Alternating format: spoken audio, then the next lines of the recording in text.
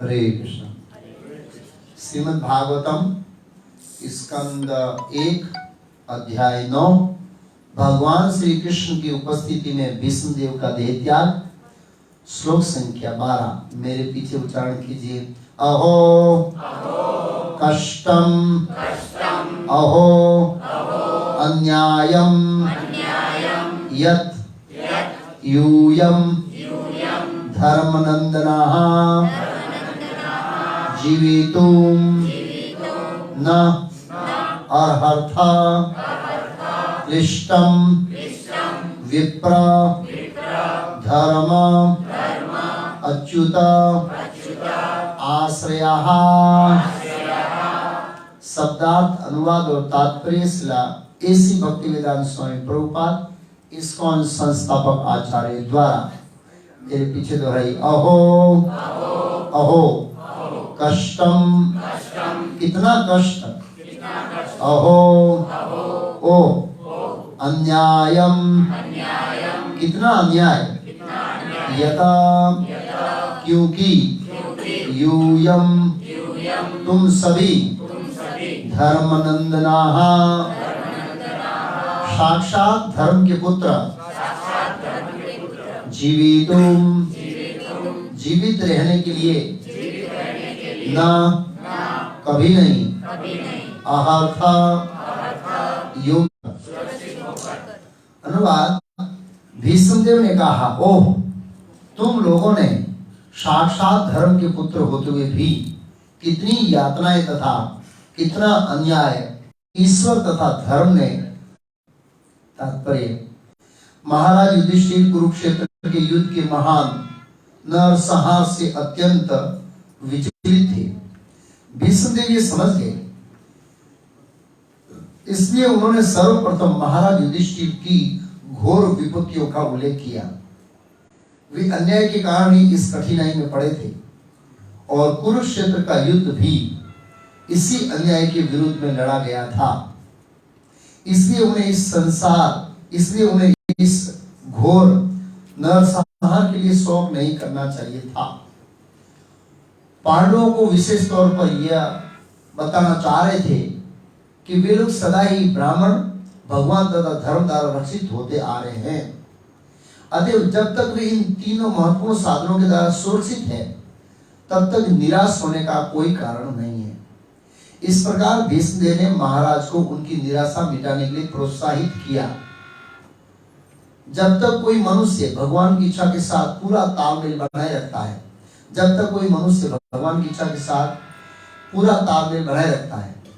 प्रामाणिक ब्राह्मण वैष्णव द्वारा निर्देशित होता है, धार्मिक सिद्धांतों का दृढ़ता से पालन करता है, तब तक उसके निराश होने का कोई कारण नहीं है।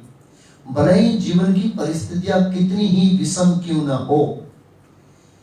इस परंपरा में एक महान सत्ता होने के नाते भीष्मदेव पांडवों को ये बात समझाना चाहते थे। ओम अज्ञानतिमिरान्धस्य ज्ञानाञ्जन शलाकया चक्षुरुन्मीलितं येन तस्मै श्री गुरुवे नमः। नमो ओम विष्णुपादाय कृष्ण कृष्णाय भूतले श्रीमते भक्तिवेदांत स्वामी इति नामिने। नमस्ते सारस्वती देवे गौरवाणी प्रचारिणे निर्विशेष शून्यवादी पाश्चात्य देशतारिणे। श्री कृष्ण चैतन्य प्रभु नित्यानंद श्री अद्वैत श्रीवासादि गौर भक्तवृंद।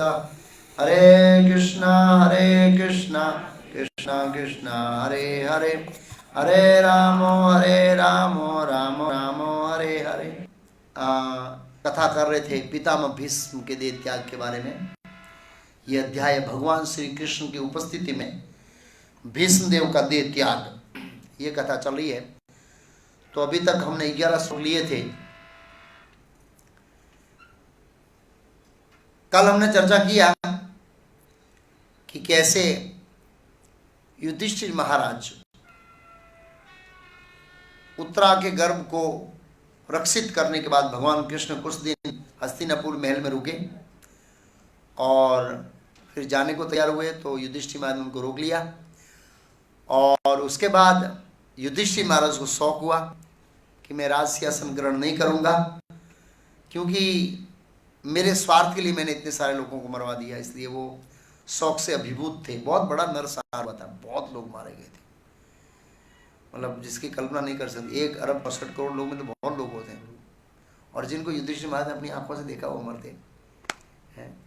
जिसका हृदय धार्मिक होता है, आज हम लोग आ रहे थे ऐसे और को, तो एक कोई गरीब व्यक्ति था, कैसा कुछ चोरी करके गया था, इतना मारा लड़के को, कुछ बहुत मार रहे थे बुरी तरह से, ऐसे दया आ जाए ऐसे ही। तो मतलब एक व्यक्ति को मारते हुए देखते हैं तो हमारे अंदर दया होती है। हालांकि हमारा हृदय इतना पवित्र नहीं है, पूरा अनर्थों से भरा हुआ है, शुद्ध नहीं है, लेकिन जिसका हृदय वास्तव में शुद्ध है वो दूसरे जीवों की पीड़ाओं को सहन नहीं कर सकता।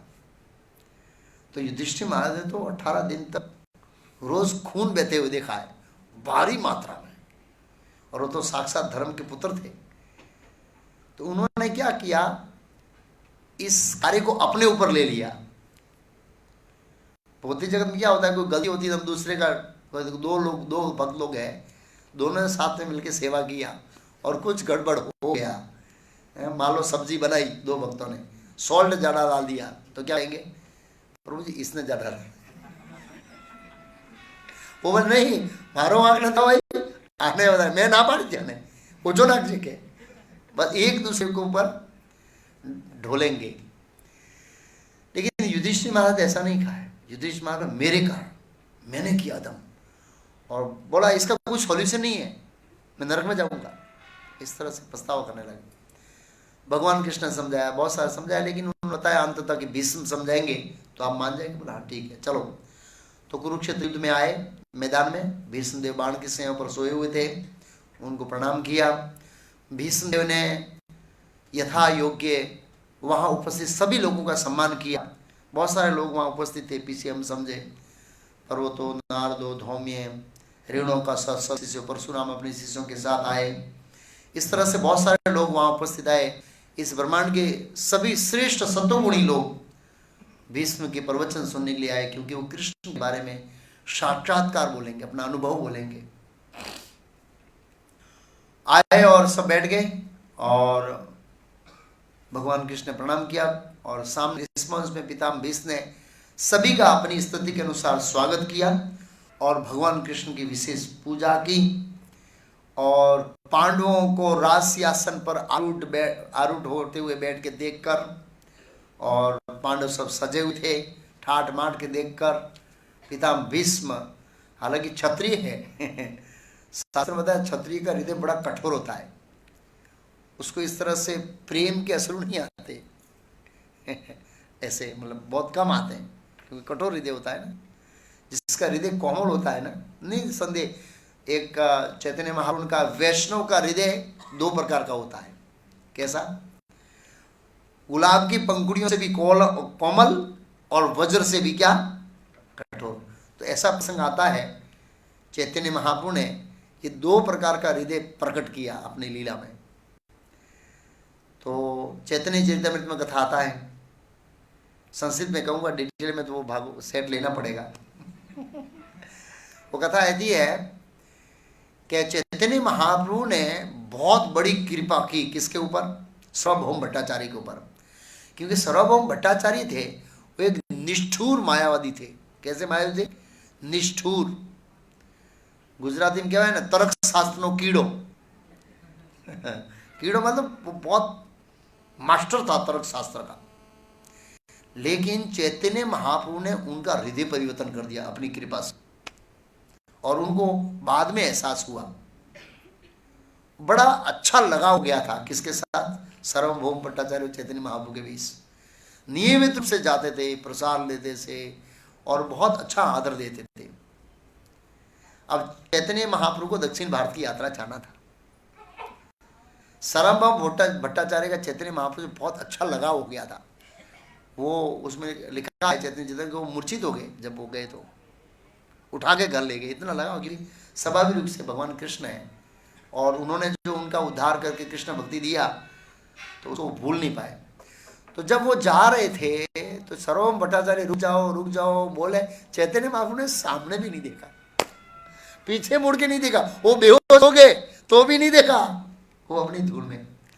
तो गोपीनाथ पटनायक इससे बाद में पूछा कि चैतन्य महाप्रभु का व्यवहार ऐसा क्यों? तो उन्होंने कहा कि जो वैष्णव होता है उसका हृदय दो प्रकार का होता है, गुलाब की पंखुड़ियों के समान कोमल और वज्र से भी कठोर।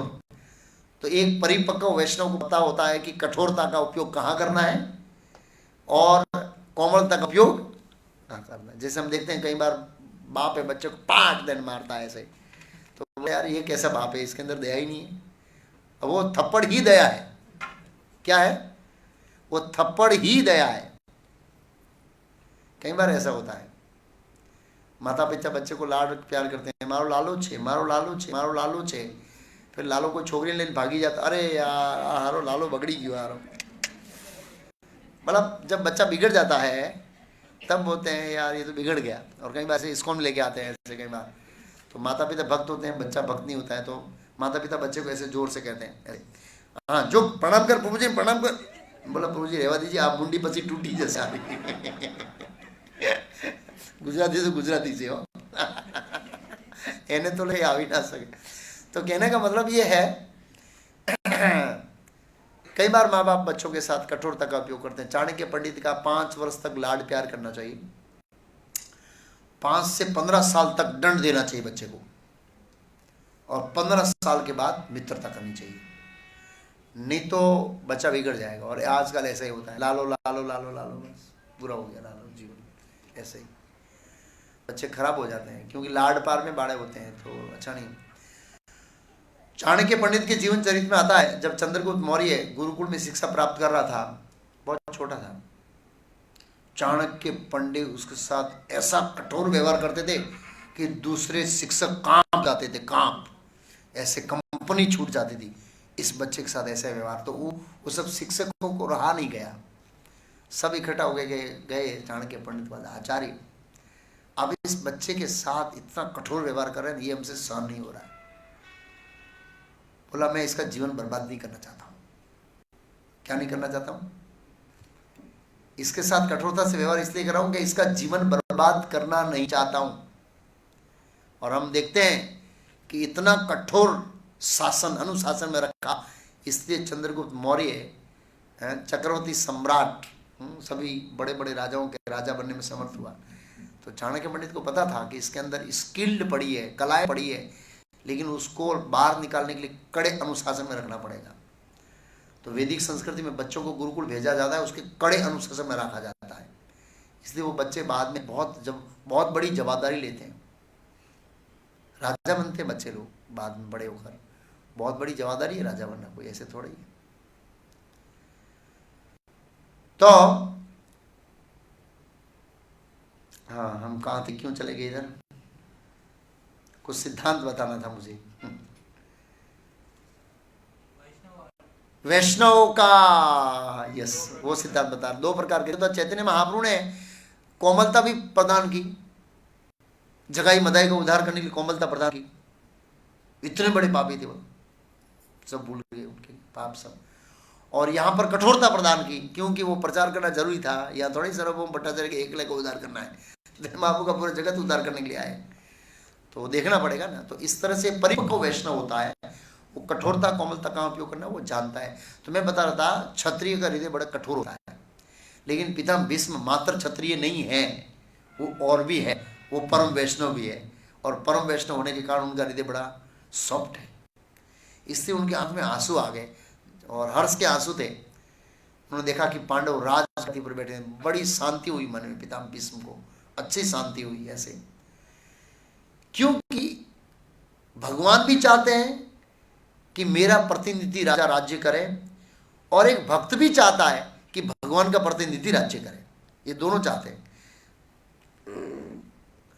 तो भगवान की इच्छा पूरी हुई तो स्वाभाविक एक भक्त की इच्छा पूरी होती है, तो भगवान भी प्रसन्न होते हैं, भक्त भी प्रसन्न होते हैं। पितामह भीष्म एक प्रसन्न भक्त है। प्रभुपाद जी ने लिखा है यहाँ पर आगे कि हालांकि पितामह भीष्म पांडवों के विरोध पक्ष में लड़े थे, लेकिन मुझे प्रसन्नता है कि वो राजगद्दी पर बैठे हैं, उनकी परिस्थिति ऐसी थी।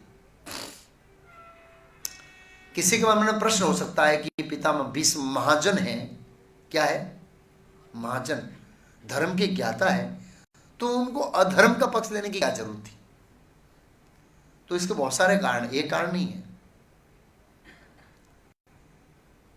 एक कारण है, देखो कारणों की प्रधान होती है निम्न कारण, उसके ऊपर का कारण और उसके ऊपर का कारण। प्रभुपाद जी ने एक जगह आगे कहीं लिखा है तात्पर्य में कि भगवान ये बताना चाहते थे कि धर्म के ऊपर अधर्म का विजय नहीं हो सकता। अगर भीष्म जैसा योद्धा भी अधर्म के पक्ष में रहे, वो धर्म को जीत नहीं सकता। धर्म को तो धर्म से ही जीत सकते हैं। एक सिद्धांत भगवान ने ये बताया। दूसरा सिद्धांत बताया, पिता भीष्म ने अपने आचरण से शिक्षा दिया, ये निम्न स्तर का है, दुष्टों का अन्न खाओगे तो दुष्टों का साथ देना पड़ेगा, और दुष्ट तो आपको अधर्म में ही प्रवृत्त करेंगे। है तो हम क्या कर रहे हैं? कृपण दुर्जन सफल सुख लवलागिरी। हम किसकी सेवा करते हैं? कृपण दुर्जन। ये जो बड़े बड़े कंपनी के मालिक है, ये कृपण है, कृपणों की सेवा कर रहे हैं। कृपण दुर्जन सफल सुख लवलागिरी, थोड़े एक सुख लिए। और हम इन कृपणों के ऊपर जीव आधार है हमारा, इसलिए अगर वो हमसे अधर्म कराते तो हम अधर्म करने के लिए तैयार हैं। ऐसा ही करते हैं ना, ऐसा ही होता है। यहाँ तो कुछ नहीं है, सरकारी कर्मचारी के अंदर ऐसा होता है, ऊपर वाला रिश्वत लेता है, नीचे वाला लेना पड़ेगा। हाँ बोल, तेरे को लेना ही पड़ेगा। यस, ऐसा देखा गया है। हमारे बोर्डा में एक भक्त है, तो वो बोले प्रभु जी ऐसी संकट आए। मैं बोला कोई ना नहीं, भगवत दर्शन के लवाजम भर दूँ। तो उसे रील चालू कर दिया। मेरे को तेरे को लेना कहाँ है? भगवत दर्शन मेंबर बना के उसको स्लिप दे दो बस, भाई मैं नहीं ले रहा हूँ, भगवान की सेवा में जा रहा है। बहुत अच्छा आइडिया है ऐसे। बोला मेरे पास सब रास्ता है। तो बोला हम नहीं लेते हैं, तो देखते हैं तुम नहीं ले रहे हो, मतलब ये मेरे को फंसाएगा, उसको डर रहता है। तो अच्छा है, डर निकल जाए भाई, जितना लेना है ला, रसीद पार देंगे भगवत दर्शन मेंबर की, जो भी है। तो दुष्ट लोगों का संग करने से, इसलिए प्रभुपाद जी साधु संघ के ऊपर बहुत जोर देते हैं। साधु संग सर्व शास्त्र का है, लव मात्र साधु संग सर्व सिद्धि है। भक्तों का संग बहुत महत्वपूर्ण है। हम अभक्तों का संग कर रहे हैं, इसलिए हमारे जीवन में आध्यात्मिक प्रगति बहुत स्लो हो रही है। इसका कारण ये अभक्तों का संग है। प्रभुपाद चाहते थे अपनी कम्युनिटी हो, अपना समाज हो, सब कुछ अपना हो, भक्तों के समाज में ही हम अच्छी तरह से रह सकते हैं। तो दूसरा कारण ये बताया कि दुर्योधन का अन्न खाने के कारण उसको ऋणी हो गए थे, और ऋणी होने के कारण उनको मदद करना पड़ा। ये दूसरा कारण। तीसरा कारण है भगवान कृष्ण की इच्छा को पूर्ति करने के लिए पिता भीष्म विलन का रोल किया। किसका रोल किया? भक्त होते हुए भी रोल किसका किया? विलन का। ये विलन का रोल करना इतना आसान नहीं है। सामान्य व्यक्ति के अंदर ये वृत्ति रहती है कि मैं हीरो का रोल करूं। क्या रहती है? अगर कोई ड्रामा करेंगे ना, तो सबसे पहले व्यक्ति बोले प्रभु जी मेरे को हीरो का रोल दो। उसमें एक उदाहरण बताता हूँ। एक राधेश प्रभु के जीवन चरित्र, बोलो वो 7वें दिन का एक वीडियो बनाया 6 सेशन कोर्स में। तो वहाँ शूटिंग करने गए दुकान के ऊपर, पुस्तक वितरण में। एक को बोला तुमको हाँ पढ़ना है, एक को बोला तुमको ना पढ़ना है। बोला ना पढ़ना, बोला महाराज मैंने ना सामट पढ़ा उसे, मैंने हाँ पढ़ा। वो भी बोल रहा है ना नहीं बोलूंगा, मैं ले लूंगा यार, तू वीडियो में मेरे से ना पढ़ाएगा, मेरे सगे वाले देखेंगे यार तू नास्तिक है, हरे कृष्ण वाले है, और मेरे को विलन समझेंगे। मैं विलन नहीं होना चाहता हूँ। तो पितामह भीष्म की इच्छा नहीं थी विलन बनने की, लेकिन भगवान ने बोला विलन तो तुझे बनना पड़ेगा। महाभारत में वर्णन है कि युद्ध के अगले दिन शाम को, अगला दिन था, मतलब कल युद्ध शुरू होने वाला, आज शाम को व्यास देव धृतराष्ट्र से मिलने के लिए गए, या उसे 1-2 दिन पहले थे शायद।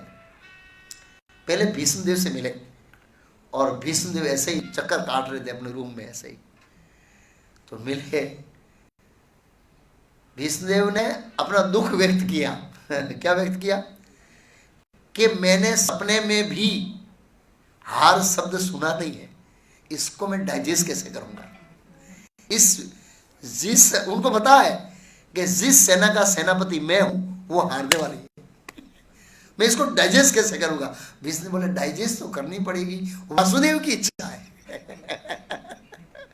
इसको पचाना तो पड़ेगा इस हार को। ऐसे मतलब कहने वाले पिता भीष्म नहीं, भगवान की इच्छा थी। क्या इच्छा थी भगवान की? तो वो पितामह भीष्म स्तुति करेंगे आगे। वीर रस में सेवा करने के लिए आए थे बोधि जगत में। क्या करने के लिए? वीर रस में भगवान की सेवा करने के लिए। पूरे श्लोक उनकी स्तुति के देखें तो वीर रस के ऊपर है। 5 गौण रस प्रधान रस है और 7 गौण रस है। प्रधान रस में आरंभ होता है हाइएस्ट से, माधुरी, वात्सल्य, सख्य, दास्य और शांत। ये 5 रस प्रधान है। गौण है, विभत्स है, हास्य है, वीर है, ऐसे करके भक्ति दिशा में जो बताया। तो उसमें वीर रस में से कि योद्धा की तरह भगवान से कोई लड़े, तो ये रस भगवान को प्रदान करने के लिए पितामह भीष्म आया और उन्होंने ये रोल अदा किया। ये हायर पर्पस है। क्या पर्पस है? तो 3 कारण हुए पितामह भीष्म लड़े। अगर वास्तव में पितामह भीष्म हृदय से अधर्म का पक्ष दिया होता तो ये जो लोग है अभी पीछे बताया है, ये सुनने के लिए नहीं आते। अगर मैं अधर्म करूंगा तो आप मुझे सुनने के लिए नहीं आएंगे। तो स्वाभाविक है पितामह भीष्म सपने में भी अधर्म नहीं कर सकते हैं, लेकिन सब लोग जानते थे कि ये भगवान कृष्ण को वीर रस में आस्वादन करने के लिए आए, इसलिए तो उनका लेक्चर सुनने के लिए आए कि वीर रस का आदान प्रदान होगा यहाँ पर विशेष रूप से। तो पांडवों का स्वागत किया और पितामह भीष्म के आंख में आंसू आए। पांडवों को देखा और पितामह भीष्म बहुत ही जल्दी जान गए कि युधिष्ठिर महाराज के हृदय में ग्लानि हो रही है। किसकी ग्लानि? कि मेरे कारण मेरे दादा की ये स्थिति हुई है, कितना कष्ट भुगत रहे मेरे दादा। जब दूसरे लोगों के ज्यादा कष्टों को देखते हैं तो हमारे कष्ट कुछ भी नहीं है। एक बार क्या हुआ, ये ससला होता है, ससला, खरगोश कहते हैं उसको। ये खरगोश को क्या है, जैसे ही वो दिवाली आती है तो घास वास कट जाता है, वो छुपने की जगह नहीं देते, कुत्ता बहुत परेशान करता है। तो खरगोश लोगों ने एक बार निर्णय लिया कि यार हम लोग तालाब में आत्महत्या करके मर जाएंगे, ये तो कोई जीवन है यार, हमेशा भय में रहना पड़ता है। और छिपने के लिए खाड़ी, अरे वो झाड़ी भी नहीं है, वो भी काट दी, वो दिवाली में सब फसल कट जाती है। तो ये लोग तालाब में आत्महत्या करने के लिए गए और जैसे ही गए तो मेडिक थी वो तालाब में साइड में घूम रहे थे बेचारे, आवाज है टपो टप फट फट पानी में चल गए घबरा के। वो बोले यार हमसे भी छोटे जीव है, वो भी भयभीत है और उनका जीवन भी संकट में, फिर भी बेचारे मरते नहीं है, चलो वापस नहीं मरना है। मतलब जब हम दूसरों को बड़ों कष्टों को देखते हैं तो उसके सामने हमारे कष्ट कुछ भी नहीं है। पांडवों के जो कष्ट है, ऐसे कष्ट व्यक्ति आएगा तो क्या होगा, इस श्लोक में बताया। क्लिष्टम न अर्थ क्लिष्टम, वो जीवित नहीं रहेगा। पांडवों को जितना कष्ट आया, अगर इतना कष्ट कोई सामान्य व्यक्ति को दिया जाए तो जीवित नहीं रहेगा। भगवान भी क्या है, व्यक्ति की स्थिति देखकर पेपर देते हैं। परीक्षा, पांडवों की परीक्षा लिया भगवान ने। हमारे एक भक्त है भूज में, वो बोले प्रभु मैं रोज भगवान को प्रार्थना करता हूँ मेरी परीक्षा मत लेना, मैं फेल हो जाऊंगा। मैं बोला प्रभु परीक्षा दी तो पास कैसे होंगे? नहीं प्रभु मैं फेल हो जाऊंगा तो। मैं बोला भगवान को बोलो हल्का पेपर देना। पहली कक्षा का ही पेपर देना प्रभु, पहली कक्षा में पास होगा फिर दूसरा देना। तो भगवान को भी पता है, पांडवों को पीएचडी स्तर का पेपर दिया था और हमको पीएचडी स्तर का पेपर नहीं देंगे, हमको पहली कक्षा का ही देंगे। पता है ये पहली कक्षा में पास हो गए तो बहुत अच्छा है, हम परीक्षा देते हैं, बिना परीक्षा के भगवान नहीं छोड़ेंगे। तो पितामह भीष्म जान गए युधिष्ठिर महाराज ग्लानि एहसास कर रहे हैं, मेरे दुख तो कुछ भी नहीं है। हालांकि पितामह भीष्म की भी परीक्षा, पूरे जीवन परीक्षा रही। पितामह भीष्म को भी बालपन से ही कष्ट, बालपन से मतलब सबसे पहले राजे धृतराष्ट्र, पांडु और विदुर जी को उत्पन्न किया, चलते रहे। तो पितामह भीष्म ने अच्छा समझाया है कि इतने सारे कष्टों में अविचलित कैसे रहना है। तो अब जब पितामह भीष्म ने देखा कि युधिष्ठिर महाराज मेरे दुखों से परेशान है, लेकिन मैं इनके दुख गिनाऊंगा तो वो मेरे दुख भूल जाएगा, ऐसे तो उनके दुख गिनाना शुरू कर दे। अहो कष्टम, आज के श्लोक, अहो कष्टम अहो अन्यायम ययु धर्म नंदना। धर्म नंदनी का है, नंदना, नंदना का मतलब बहुवचन। आप सभी धर्म के पुत्र हैं, मतलब ऐसे देखा जाए प्रत्यक्ष रूप से तो युधिष्ठिर महाराज ही धर्म के पुत्र थे, लेकिन बाकी सभी धर्म के पुत्र थे। ऐसा नहीं है कि वो अकेले ही, सभी धर्म के पुत्र थे, ऐसे देवताओं के पुत्र थे। इसलिए धर्म नंदना, साक्षात धर्म के पुत्र होते हुए भी अहो कष्टम, कितने कष्ट पितामह भीष्म बोले। बालपन से, बालपन पे कौन चले गए, में जीवित रहना संभव, जीवित क्यों रहे पता है, 3 कारण बताया। आपने 3 लोगों का आश्रय लिया इसलिए आप जीवित रह गए। पहला कारण बताया विप्र, विप्र मीन्स ब्राह्मण, कुलगुरु। हम कल बोले थे धौम्य मुनि, उसके मार्गदर्शक थे धौम्य मुनि, पांडवों के कुलगुरु थे धौम्य मुनि। फिर लिखा है धर्म, धर्म का आश्रय, धर्म का आश्रय मतलब क्षत्रिय का धर्म का पालन कर रहे थे पूर्ण रूप से, धर्म के अनुसार जीवन जिए। तीसरा अच्युत आश्रय, अच्युत मतलब भगवान कृष्ण का आश्रय लिया था, धर्म का, अच्युत का और ब्राह्मण का आश्रय हुआ था। तो हमारे लिए गुरु का, धर्म का, हमारे लिए धर्म क्या है, 16 माह करना, 4 नियम का पालन करना, गीता भागवत इत्यादि पुस्तकों को पढ़ना और कृष्ण प्रसाद खाना, ये हमारे लिए धर्म है, पतों का धर्म, प्रभुपाद जी बताए। तो गुरु का आश्रय होना चाहिए, धर्म का आश्रय होना चाहिए, अच्युत का आश्रय होना चाहिए, भगवान का। तो अगर इसमें कोई स्थित है तो कितना भी कष्ट क्यों ना आए वो हिलता नहीं है, वो विचलित नहीं होगा। प्रभुपाद जी ने इसका तात्पर्य बहुत अच्छा लिखा है। अगर हम पढ़ेंगे ना, मैंने देखा है कई बार जब दुख आते हैं ना भक्त लोग विचलित हो जाते हैं। लेक्चर में बोलना बड़ा आसान है, लेकिन जब हमारे ऊपर आती है ना तब पता लगता है कि हम कितने पानी में हैं। हाँ, इतना आसान नहीं है, अच्छे अच्छे विचलित हो जाते हैं, क्योंकि भगवान परीक्षा तो बड़ी कड़ी परीक्षा लेते हैं, इतनी सरल परीक्षा नहीं लेते हैं ऐसे। प्रभुपाद जी कहते हैं कि युधिष्ठिर महाराज अन्याय की कहानी इस कठिनाई में पड़े थे और कुरुक्षेत्र का युद्ध इसी अन्याय के विरोध में लड़ा गया, इसलिए उन्हें घोर नरसंहार के लिए शौक नहीं करना चाहिए था। पांडवों को विशेष तौर पर यह बताना चाह रहे थे भीष्मदेव कि वे लोग सदा ही ब्राह्मण, भगवान और धर्म द्वारा रक्षित रहे, इसलिए वो जीवित रहे। अगर इन्होंने 3 का आश्रय नहीं लिया होता, निराश नहीं होना चाहिए व्यक्ति को। मतलब एक एग्जाम्पल लूं मैं, करना इत्यादि वगैरह पालन कर रहा हूं और भगवान के आश्रय में कृष्ण भक्ति का अभ्यास कर रहा हूं और प्रचार कर रहा हूं, और मुझे विफलता के ऊपर विफलता आ रही है, विफलता के ऊपर विफलता, बिल्कुल निराश नहीं होना चाहिए, नहीं होना चाहिए। भले ही हम सक्सेस ना हो, उसी उत्साह के साथ हमें हमारा कार्य चालू रखना चाहिए। क्यों? पर निराश नहीं होना चाहिए।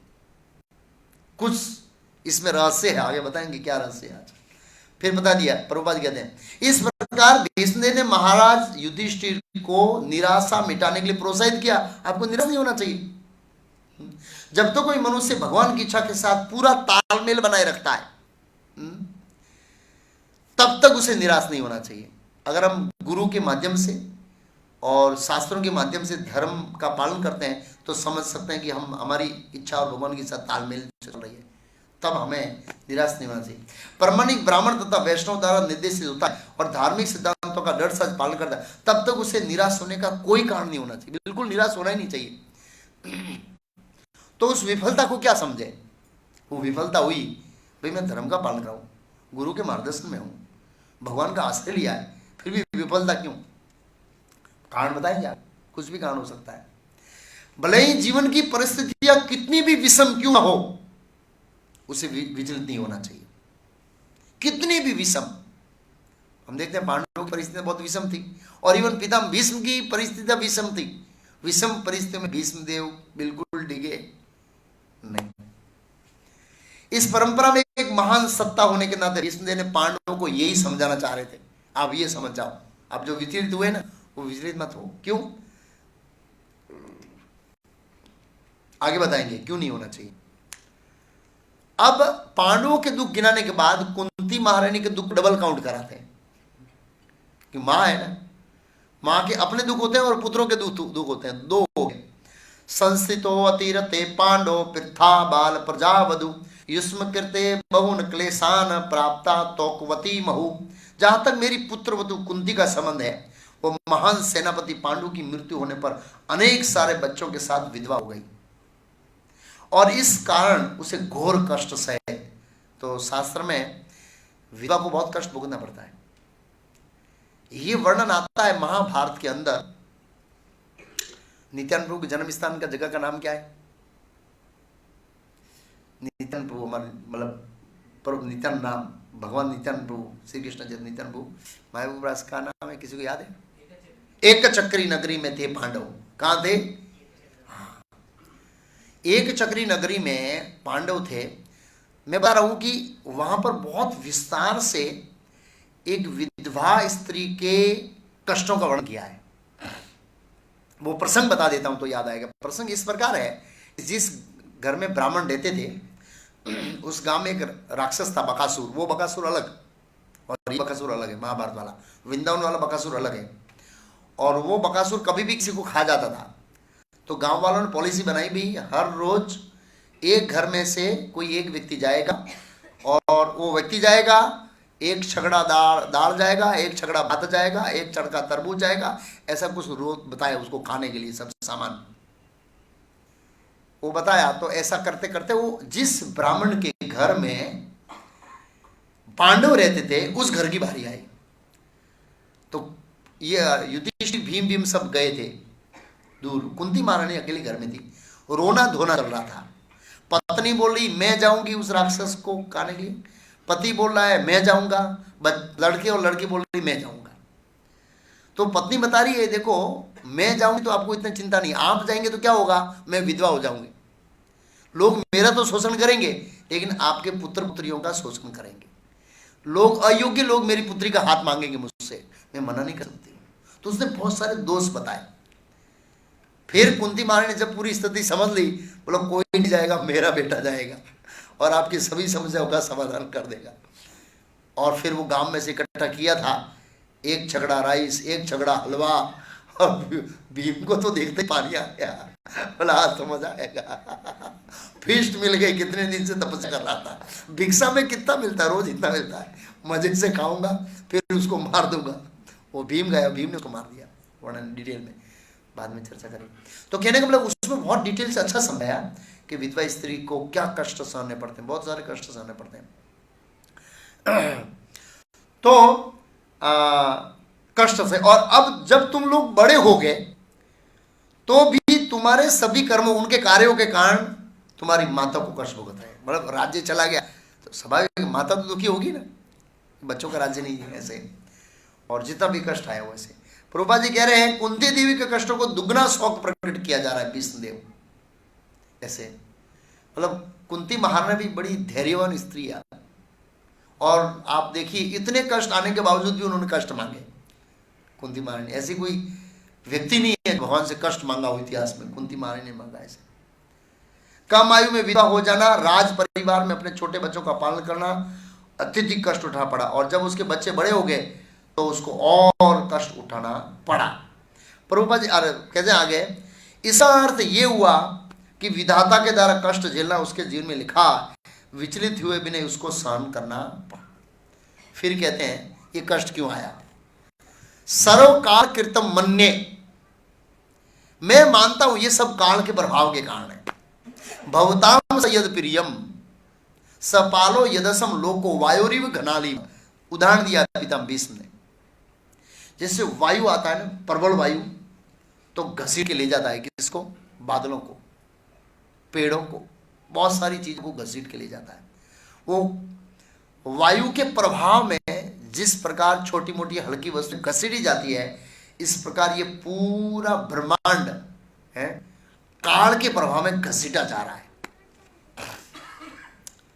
13वें अध्याय में आगे धृतराष्ट्र द्वारा ग्रह त्याग, विदुर जी जो यमराज के अवतार हैं, काल के प्रतिनिधि हैं, एक जगह लिखा काल इतना खतरनाक है जो इस जगत में यमराज के रूप में उसका भी नाश करता है। स्वाभाविक यमराज की भी मृत्यु होती है। नो, वो महाजन है और भगवान के भक्त हैं, लेकिन जो नहीं होते हैं महाजन भगवान के भक्त, उनको तो काल खा जाता है। हालांकि वो काल के रूप में सबको खाता है, कौन? यमराज। लेकिन काल उसको भी खा जाता है, इतना काल प्रबल है।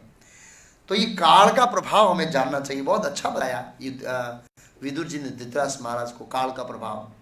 बोला इस काल से कोई बच नहीं सकता है, इतना प्रभावशाली। और हम देखते हैं हम में से कोई अमर नहीं है, और अंदर तो हम अमर लोगों को देखा, खाली सुना है 7 लोग अमर हैं। कितना? वो अपनी विशेष महानता के कारण अमर है। बस जन सामान्य में आपने किसी को जिंदा रहते हुए नहीं देखा। ये काल का प्रभाव है। और उससे भी ज्यादा काल का प्रभाव ये है कि जिंदा है वो ये सोचते हैं कि हम मरेंगे नहीं। ये काल का प्रभाव और ज्यादा है। तो विदुर जी कहते हैं जो इस संसार में अतिशय डूबे हुए संसारिक कार्यों में अनजाने में ही काल उसको दोष देता है, यहां से पकड़ लेता है। अनजाने में अचानक आ जाता है काल, और हम देखते हैं ऐसे। तो प्रभुपाद जी ने काल के बारे में इस श्लोक का तात्पर्य लिखा, बहुत अच्छा लिखा, हमारे लिए समझना बहुत जरूरी है। प्रभुपाद जी कहते हैं इस ब्रह्मांड के भीतर सारे अंतरिक्ष ग्रह काल के प्रभाव के कारण घूम रहे हैं। किसके कारण घूम रहे हैं? हाँ, सब। सूर्य चंद्र, सूर्य स्वयं काल का प्रतीक है, लेकिन वो भी यक्षूर्य सविता सकल ग्राणाम राजा सम ससुर मूर्ति अशेष तेजा यश्य संभ्रत काल चक्रो गोविंदमादि पुरुषम तमाहम भजामि काल चक्रो। भगवान की इच्छा के अनुसार काल चक्र के रूप में घूमता है। सब काल के प्रभाव में यहाँ पर उदाहरण दिया। प्रभुपाद जी कहते आगे, अतः प्रत्येक वस्तु सर्वोपरि काल द्वारा नियंत्रित है इस ब्रह्मांड में। क्योंकि हम ऐसे जगह में रहते हैं जहां परम नियंत्रण काल है, वहां पर हम रह रहे हैं, हमारा नियंत्रण नहीं है।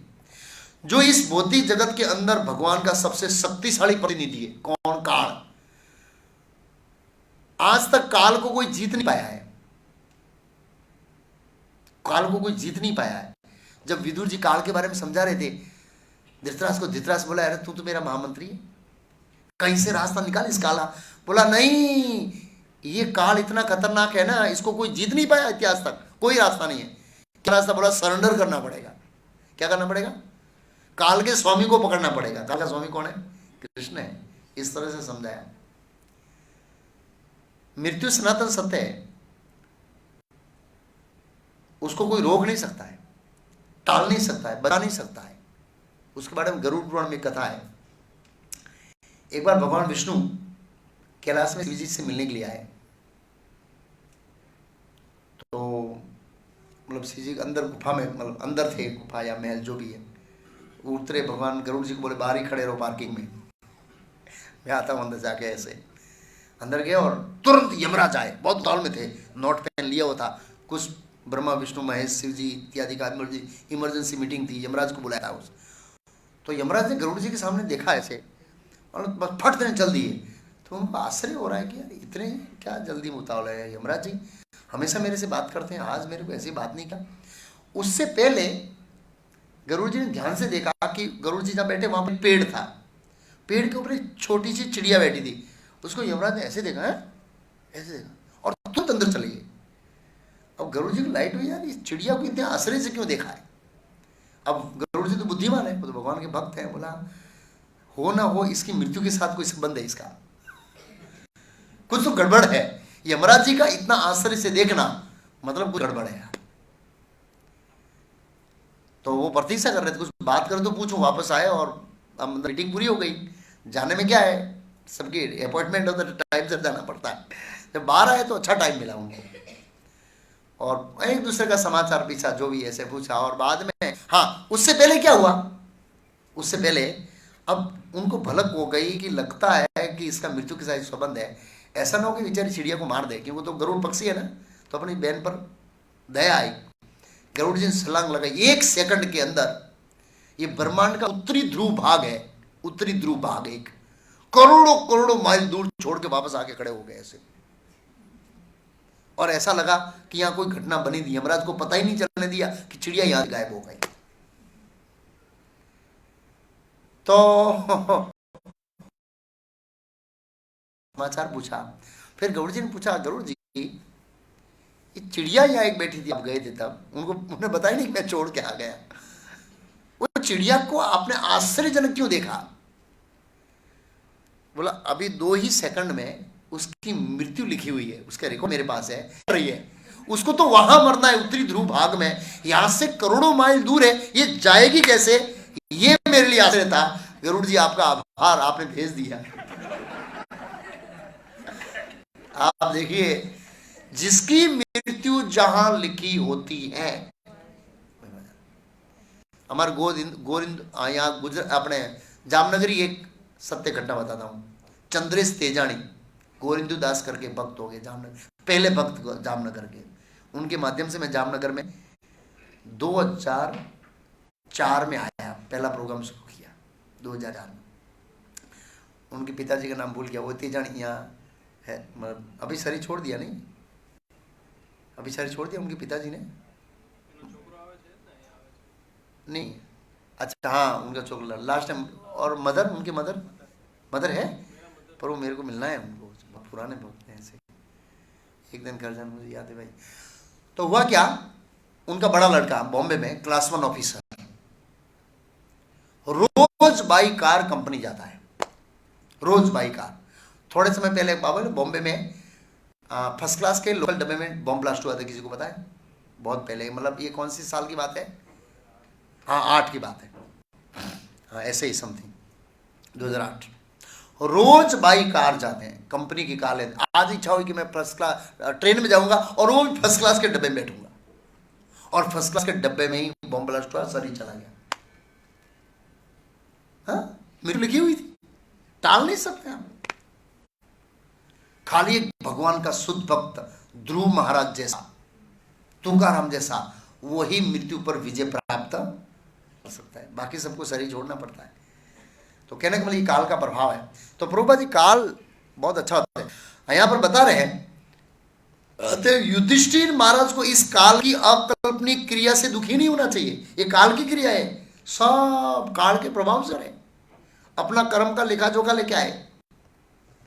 मनुष्य जब तक इस भौतिक संसार की स्थितियों में रहता है तब तक उसे काल की क्रिया प्रतिक्रियाओं को सहन करना पड़ता है। जब तक हम इस जगत में रहेंगे, प्रभुपाद जान के पुण्यशाली, बड़े बड़े पुण्यशाली लोगों को भी काल की क्रिया प्रतिक्रिया का सहन करना पड़ा। उसका उदाहरण कौन है? प्रहलाद महाराज, कम कष्ट दिया गया। पांडव महाराज नल और दमयंती की कथा देखिए, बहुत पुण्यशाली राजा थे, उसको भी कष्ट सहन पड़ा। भीष्मदेव, बड़े बड़े लोगों को कष्ट सहन करना पड़ा, तो हम तो उनके सामने कुछ भी नहीं है, और हम कष्ट आते क्या बोलते, प्रभु जी आटला दिवस सोड़ माड़ा करो छो, मने अभी समस्या। अरे तुम ऊपर से आए हो क्या? स्पेशल व्यक्ति हो क्या? इतने बड़े बड़े लोगों को कष्ट आया है, तुम स्पेशल व्यक्ति हो क्या? हम ऐसे करते कि 16 माला करके हमने भगवान के ऊपर इतना उपकार कर दिया है कि भगवान को हमको कष्ट नहीं देना चाहिए, इतना उपकार कर दिया हमने। हम ऐसे सोचते हैं हमने बहुत उपकार किया 16 माला करके, अब तो कृष्ण को हमें कष्ट देना ही नहीं चाहिए। नहीं, यहां पर बता रहे प्रभुपाद जी, बहुत अच्छा बता रहे हो। युधिष्ठिर को यह नहीं सोचना चाहिए कि उन्होंने पिछले जन्म के पाप किया था जिसका परिणाम उसके भोगना पड़ रहा है। हाँ, अब पितामह भीष्म में एक और बात बता रहे हैं कि युधिष्ठिर महाराज को जो भी कष्ट आए ना, उसके पाप कर्म के कारण ही आए। वो तो साक्षात धर्म के पुत्र थे और पाप उनको छू भी नहीं सकता। पितामह भीष्म, पांडव, महारानी कुंती, ये उनके पाप को कारण, और पितामह भीष्म उसको प्रमाणित करते हैं कि तेरे जीवन में कष्ट आए वो पाप करने का कारण नहीं है। ओके, भौतिक जगत में हम देखते हैं सामान्य जीवों को भी कष्ट भुगतना पड़ता है, कनिष्ठ भक्त को भी कष्ट भुगतना पड़ता है, मध्यम भक्त को भी कष्ट भुगतना पड़ता है, और पांडव जैसे उत्तम भक्त को कष्ट भुगतना पड़ता है। तो क्या कारण है? तो उसको हम समझ लेते हैं पहले फिलोसॉफी। सबसे पहले जो भौतिकवादी लोग हैं, भक्ति नहीं करते, उसको कष्ट आता है, उसका कारण है कर्म का फल। एक कनिष्ठ भक्त है हमारे जैसे भक्तों को कष्ट आता है, वो क्यों आता है पता है? आचार्य कहते हैं वो टोकन रिएक्शन। कौन सा रिएक्शन? कई बार लोग आठ लोग तो टोकन रिएक्शन, आप लोगों तो टोकन रिएक्शन है। अरे भाई, इस भौतिक जगत में अरबों जन्मों से है कितने जन्मों से, अरबों खरबों सालों से कितना पाप किया हुआ है, इतना तो टोकन निकलेगा ना भाई, है इतना तो टोकन निकलेगा, ये कुछ नहीं है क्या। पांडवों कैसा हुआ हमारे साथ, हम बोले कितना टोकन इतना होता है भाई। भाई टोकन आपनो से जमीन सौदो होता है टोकन, और टोकन थोड़े होते 20-25 लाख रुपया, टोकन ले 11,000 रुपया ऐसे। तो बोला टोकन में इतना, हाँ क्योंकि पाप ज्यादा है। ओके श्रोता, मध्यम भक्तों को दुख क्यों आता है। मध्यम भक्त क्या करते हैं, भक्ति करते हैं, तो भक्ति करने के कारण ये भौतिक कष्टों से रिलीफ हो जाते हैं। रिलीफ का मतलब क्या बोलेंगे हिंदी में, मतलब उससे मुक्त हो जाते हैं तो शांति लगती है। अब शांति लगती है ना तो वो भक्त में धीरे धीरे क्या हो जाता है, ढीला हो जाता है। क्या हो जाता है, फिर भगवान पीछे से चाबी को यार ये तो बहुत डेंजर है जगह थी, बाहर निकलना पड़ेगा। हाँ नहीं तो क्या है, अगर वो कर्म पाप कर्म टूट गए खत्म हो गए रिलैक्स होता है तो हम भक्ति क्या करते हैं, ढीली कर देते हैं। भगवान देखिए ढीला हो रहा है, इसको कष्ट दो और जागृत करो। तो मध्यम अधिकारी को इसलिए देते हैं। उत्तम अधिकारी को क्यों देते हैं, उत्तम अधिकारी को भगवान इसलिए कष्ट देते हैं, भगवान ये बताने के लिए मैं इसको कितना भी कष्ट दूंगा ये मेरे को छोड़ेंगे नहीं। जैसे वो चैतन्य महाप्रभु के शिष्टाक्षर में कहते हैं ना, आश्लिष्य वा पादश्नाम विनष्टु, आप मुझे मारो, पैर तले रख दौड़ो, कुछ भी करो, आप मेरे स्वामी हैं, मेरे साथ कैसा भी व्यवहार करो, मित्रता करो, आलिंगन करो या पैर के नीचे कचड़ो, मैं आपका सेवक हूं। तो ये भगवान बताना चाहते हैं कि मैं कितना भी कष्ट देता हूं ये मुझे छोड़ते नहीं। और दूसरा, कितना भी कष्ट देता हूं तो ये विचलित होते नहीं। जैसे पांडव विचलित नहीं हूं, महाभारत में वर्णन है, युधिष्ठिर महाराज को राजा युधिष्ठिर महाराज हमेशा याद करते कि मैं दुर्योधन का बहुत आभारी हूं। क्यों, मैं कितना शांति से वन के अंदर ब्राह्मणों के साथ कथा सुन रहा हूं और दुर्योधन हाय ये करता है, इसका मर्डर हो गया है, ये समस्या है, ये टैक्स नहीं दे रहा है, ये उधर हो गया, ये सुबह से शाम तक राज्यसभा में झगड़ा ही झगड़ा। आप लोगों ने संसद सभा का वीडियो नहीं देता है, पता है, संसद सभा का वीडियो देखा है, कई बार छुट्टा मारते एक दूसरे झगड़ते हैं, ऐसा वीडियो बाहर आया एक बार, ये बाहर आने देते नहीं, रोज कुत्तों की तरह झगड़ते हैं। कैसे झगड़ते हैं, कुत्ते भी नहीं झगड़ते, इससे ज्यादा झगड़ते पार्लियामेंट में। हाँ एक बार वीडियो बाहर आया था, कुत्तों की तरह झगड़ते हैं। तो ये नेतागिरी ऐसी होती है। तो युधिष्ठिर महाराज मेरे जीवन में शांति ऐसे, मैं तो भगवान की कृपा समझ, भगवान का एक शुद्ध भक्त होता है ना, वो भगवान जिस स्थिति में रखे वो संतुष्ट रहता है। वो वन में भेजे तो हरि बोल, सिंहासन बैठा है तो भी हरि बोल। तो ये उत्तम अधिकारी का मनोभाव होता है। तो भगवान ये बताते हैं उत्तम अधिकारी मेरे कष्टों से मैं देता हूं तो प्रभावित नहीं होते हैं। तो युधिष्ठिर महाराज के याद रखिए कष्ट पिछले प्राप्त नहीं था। अच्छा, प्रभुपाद कहते हैं बड़े से बड़े पुण्य आत्मा को भी भौतिक प्रकृति की दशाओं को भोगना पड़ता है। ये भौतिक जगत ऐसा ही है, इसमें तो दुकालिम अशाश्वतम है, इसकी दशा को तो भुगतना पड़ेगा। इसलिए अच्छा है यहाँ से क्या किया जाए, बाहर निकल जाए ऐसे। लेकिन पुण्यात्मा भगवान के प्रति श्रद्धावान होता है क्योंकि वह प्रमाणिक ब्राह्मण धर्मात्मा वैष्णव निर्देश होता है। इन 3 प्रत्यक्ष सिद्धांतों को जीवन का लक्ष्य बनाना चाहिए। मनुष्य को शाश्वत काल की चालों से विचलित नहीं होना चाहिए। ये शाश्वत काल है ना, इसकी चाल है कष्ट देना, और इस कष्ट से व्यक्ति को विचलित नहीं होना चाहिए। और पितामह भीष्म इस चाल से विचलित नहीं हुए, उनके जीवन के आरंभ से ही कष्ट है। पांडु तो अभी बहुत छोटे उनके सामने, उनको तो बहुत कष्ट आए ऐसे। यहां तक कि ब्रह्मांड के महान नियंता ब्रह्मा जी भी काल के वश में है। धार्मिक सिद्धांतों का असली पालन होने के बावजूद मनुष्य को काल के द्वारा नियंत्रित होने के कारण क्षुब्ध नहीं होना चाहिए। हम काल से नियंत्रित होते हैं, और काल से नियंत्रित होने के कारण काल हमारे ऊपर जो भी चालू चलाता है, जो कारण हो, भगवान की इच्छा हो, टोकन रिएक्शन हो, भगवान हमको निमित्त बनाकर दूसरों को शिक्षा देना चाहते हो, जो भी कारण हो, हमें काल की प्रतिक्रिया से शुद्ध नहीं होना चाहिए। देखो काल की प्रतिक्रिया से अगर हम शुद्ध होंगे, प्रभावित होंगे, तो फिर हम भक्ति में स्थिर नहीं रह सकते। आप मेरा पॉइंट समझे। अगर काल देखो, काल तो अपना घटना चलाएगा, कुछ न कुछ तो समस्या रहेगी समाज में, और उस समस्या से अगर हम विचलित होते रहे तो हम भक्ति में स्थिर नहीं हो सकते। फिर आगे कहते हैं, यत्र धर्म सुतो राजा गदा पाणी वक्रोदर कृष्णो स्त्रीम गांडवम चापम सुतम कृष्णो विपत। मतलब अब बता रहे हैं कि सुरक्षा के जो पासे हैं वो पासे सभी तरह से बिल्कुल मजबूत थे, फिर भी इतनी समस्या। तो कहते हैं यत्र धर्म सुतो, ओ अपरिहार्य काल का कितना प्रभाव, कितना आश्चर्यजनक होता है। अपरिवर्तनीय है काल का प्रभाव, उसको परिवर्तन नहीं कर सकते, क्योंकि अन्यथा धर्मराज के पुत्र युधिष्ठिर, चलो एक भौतिकवादी को व्यक्ति को कष्ट आए तो अलग बात है, युधिष्ठिर महाराज धर्मराज है।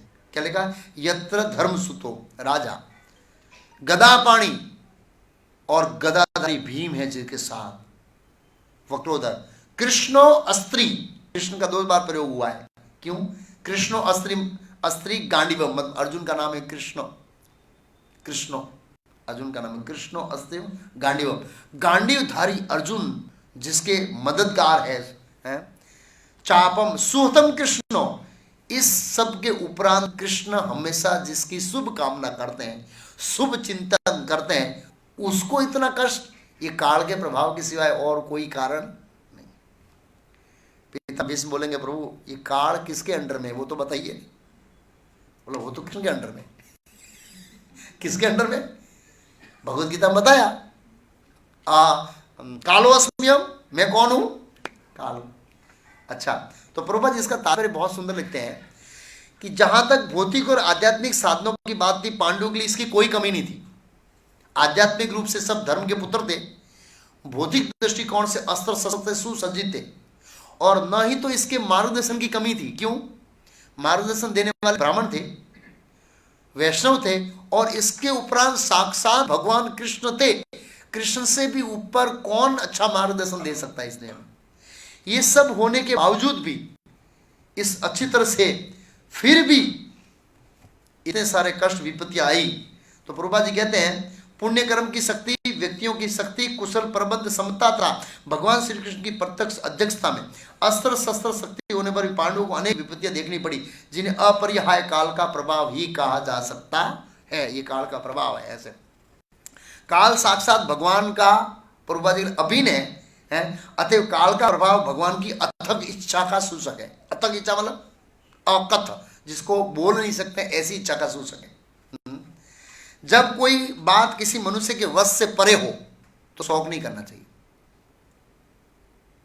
शौक नहीं करना चाहिए, स्पेशली मृत्यु पर शौक नहीं करना चाहिए। आपको पता है गरुड़ पुराण का कि कोई व्यक्ति मर जाता है, उसके मरने पर हम रोते तो वो सही नहीं है। मतलब अच्छा नहीं है, ऐसा बताया गया, अशुभ है, नहीं रोना चाहिए ऐसे, लेकिन सभा भी रोते हैं। ओके, चाणक्य पंडित ने कहा जब कोई परिस्थिति हमारी स्थितियों से बाहर चली जाए तो उसके ऊपर पछतावा और शौक नहीं करना चाहिए,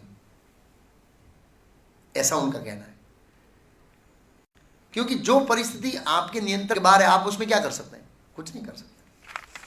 ओके, तो पिता युधिष्ठिर महाराज बोले दादा ये काल तो कृष्ण से अभिन्न है, तो आप बताइए ना कृष्ण हमको ये कष्ट क्यों नहीं दिया। आप बोले पिछले कर्मों का पाप का फल नहीं है, कारण क्या है। तो पिता कहते न ही अस्य करिष्यति राजन पुमान वेद विदिशितम यद जिज्ञासया युक्ता मोयंती कवियो ही अपि। ये कवियो ही अपि 2-3 बार आया है। हे राजन, भगवान श्री कृष्ण की योजना को कोई नहीं जान सकता। भाई ये दुख आया है भगवान की योजना से, इनडायरेक्टली बोला है अभी, लेकिन अगले श्लोक में डायरेक्टली बोलेंगे। पहले अप्रत्यक्ष रूप से बताया, अगले श्लोक में प्रत्यक्ष रूप, ये कृष्ण की ही इच्छा है, लेकिन क्यों वो नहीं जान पाएंगे, वो नहीं जाने। तो हे राजन, भगवान श्री कृष्ण की योजना का कोई नहीं जान सकता, यद्यपि बड़े बड़े चिंतक उनके विषय में जिज्ञासा करते हैं, लेकिन क्या हो जाते हैं, मोहित हो जाते हैं।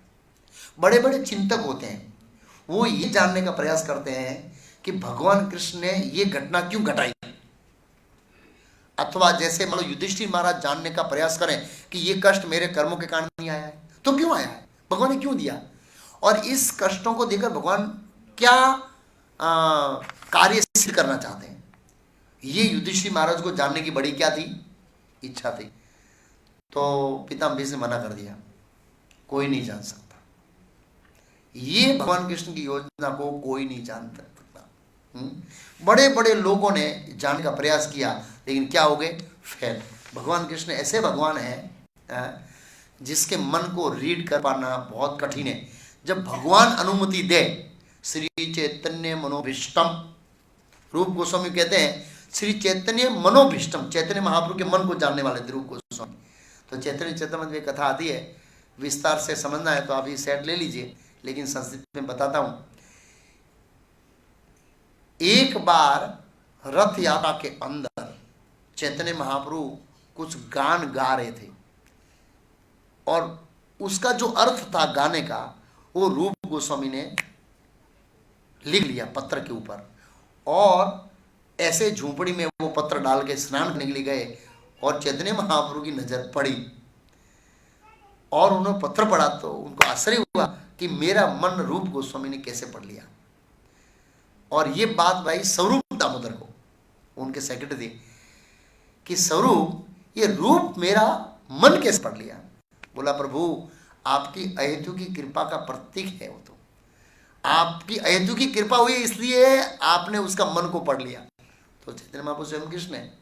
तो इस तरह से भगवान कृष्ण के मन को कौन रीड कर सकता है? शुद्ध भक्त, और वो भी भगवान कृष्ण बताए कि तू मेरे मन को पढ़ ले तो पढ़ सकता है, नहीं तो भगवान के मन को कोई जान सकता नहीं है।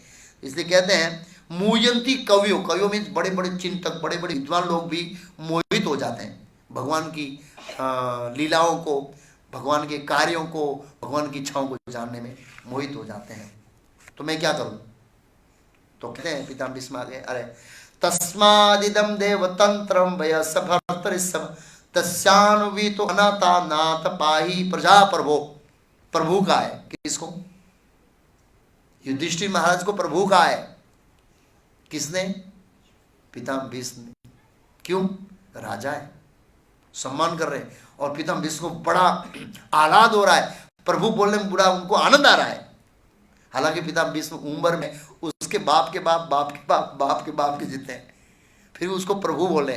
तो हम इस्कॉन में दूसरे को, एक दूसरे को प्रभु जी कहकर समझ गए। प्रभु में आप स्वामी है, मैं आपका सेवक हूँ, ये भाव हमारा। वैष्णव होता है दासानुदास भाव का, ये भाव रहता है। प्रजा प्रभु, हे भरतवंश में श्रेष्ठ युधिष्ठिर, मैं मानता हूं कि ये सब भगवान की योजना के अंदर करें। क्या आपको जो भी दुख आया ना, ये भगवान की योजना है, लेकिन ये योजना क्यों बनाई भगवान ने, वो जानने का प्रयास करना टाइम बर्बाद है। तो मैं क्या करूं? सीधा राज्य ग्रहण करो बस। क्या बताते हैं? तुम भगवान की अचिंत्य योजना को स्वीकार करो, ये जो कष्ट आया है उसको स्वीकार करो, कृष्ण की योजना है, और उसका पालन करो। और अब तुम नियुक्त किए गए शासन अध्यक्ष हो, अतएव हे महाराज, महाराज कह रहे हैं, उनको आनंद आ रहा है महाराज बोलने के लिए। हाँ पितामह भीष्म, हे महाराज, अब आप उन लोगों को देखभाल करनी चाहिए जो युद्ध के दौरान क्या हो चुके, अनाथ। प्रजा अनाथ हो, ये भगवान कृष्ण की यही इच्छा है कि आप गादी ग्रहण करो। और ये सब भगवान के सामने बैठे बोल रहे हो, भगवान सामने, इधर पितामह भीष्म मुंह किया हुआ, इधर युधिष्ठिर पूछ रहे किसकी इच्छा है? बोला कृष्ण की इच्छा है। ऐसे जो सामने बैठा था, क्यों नहीं बताना चाहते वो, बस ऐसा नहीं बोला भगवान को, हे वासुदेव बता दो ना आपने युधिष्ठिर को कष्ट क्यों दिया। ऐसा नहीं होता है, शुद्ध भक्त ऐसे कभी नहीं करता है। हाँ, वो भगवान के मनोभाव को पढ़ता है, श्री चैतन्य मनोभीष्टम। तो प्रभुपाद जी श्लोक के तात्पर्य में भगवान का मनोभाव थोड़ा व्यक्त करते हैं। प्रभुपाद जी कहते हैं, एक कहावत है, गृह स्वामिनी अपनी पुत्री को शिक्षा देते हुए पुत्र वधु को सिखाती है। वो गुजराती में कहावत है ना, सासू પોતાની પુત્રીને શું કહેવાય शिक्षा अथवा तो डांटती है, लेकिन वो इनडायरेक्टली किसको डांटना चाहती है? पुत्रों को। लेकिन पुत्रों को डायरेक्ट डांटेगी तो भाग जाएगी, इसलिए डांटती है पुत्री को। लेकिन वो इन अपरोक्ष रूप से किसको डांट रही है? पुत्र वधु को। तो भगवान कई बार क्या करते हैं, इसी प्रकार भगवान भी अपने भक्त को शिक्षा देकर संसार को शिक्षा देते हैं। किसको शिक्षा देते हैं?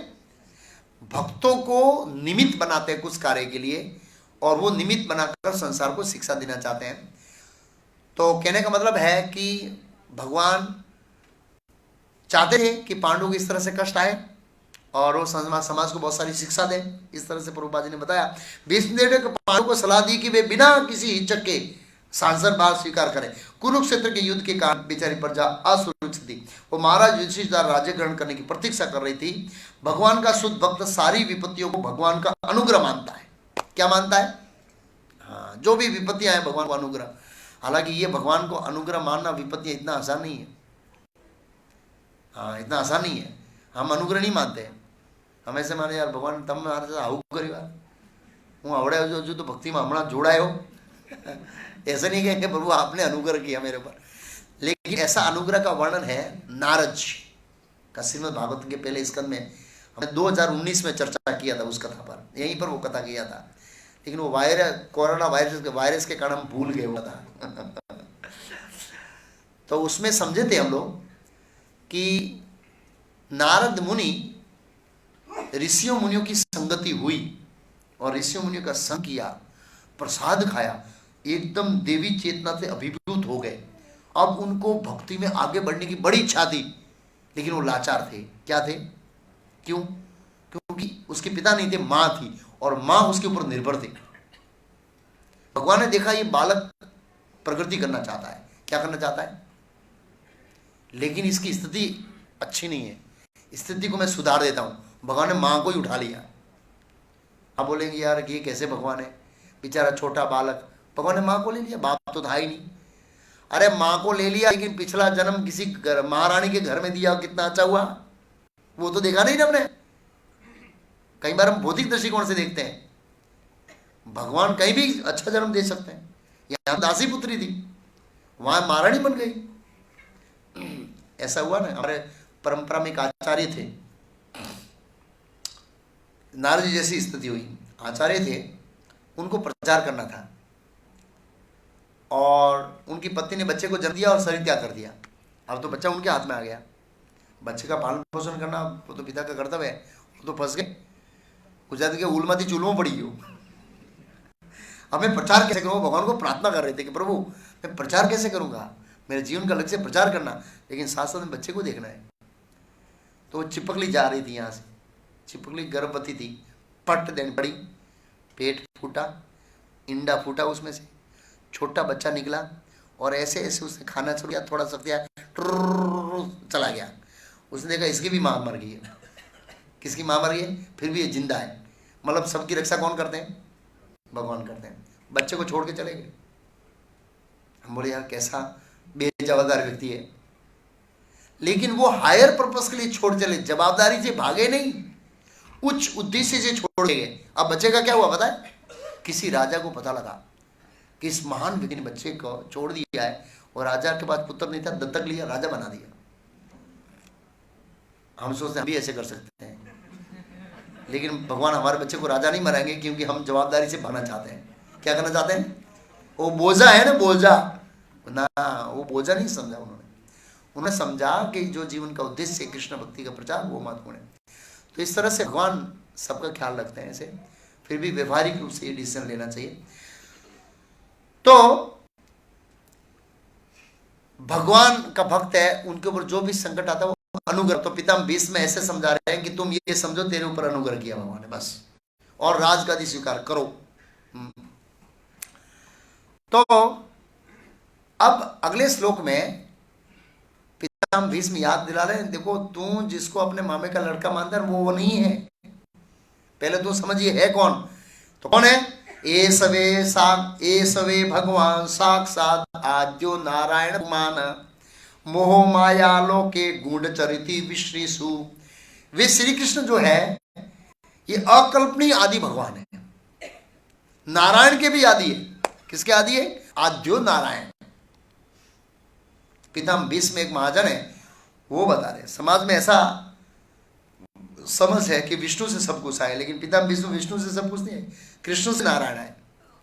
नारायण से कृष्ण नहीं आए, कृष्ण से लिखा है एस वे भगवान साक्षात आद्यो नारायण पुमान। ये नारायण के भी आदि है, आद्यो नारायण लिखा है। ऐसे परम भोक्ता है, लेकिन मोह न माया लोके गूढ़ चरिति विष्णु। लेकिन ये अपनी माया शक्ति से हम सबको मोहित करते हुए विष्णु वंश में हमारे साथ चल रहे हैं, इसलिए हम उनको सामान्य व्यक्ति समझते हैं।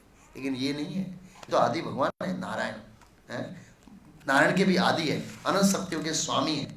अच्छा, इतने महान है तो इनके बारे में कौन जानता है? इनकी स्थिति के बारे में आप बोले कोई जानता, कोई तो जानता होगा ना?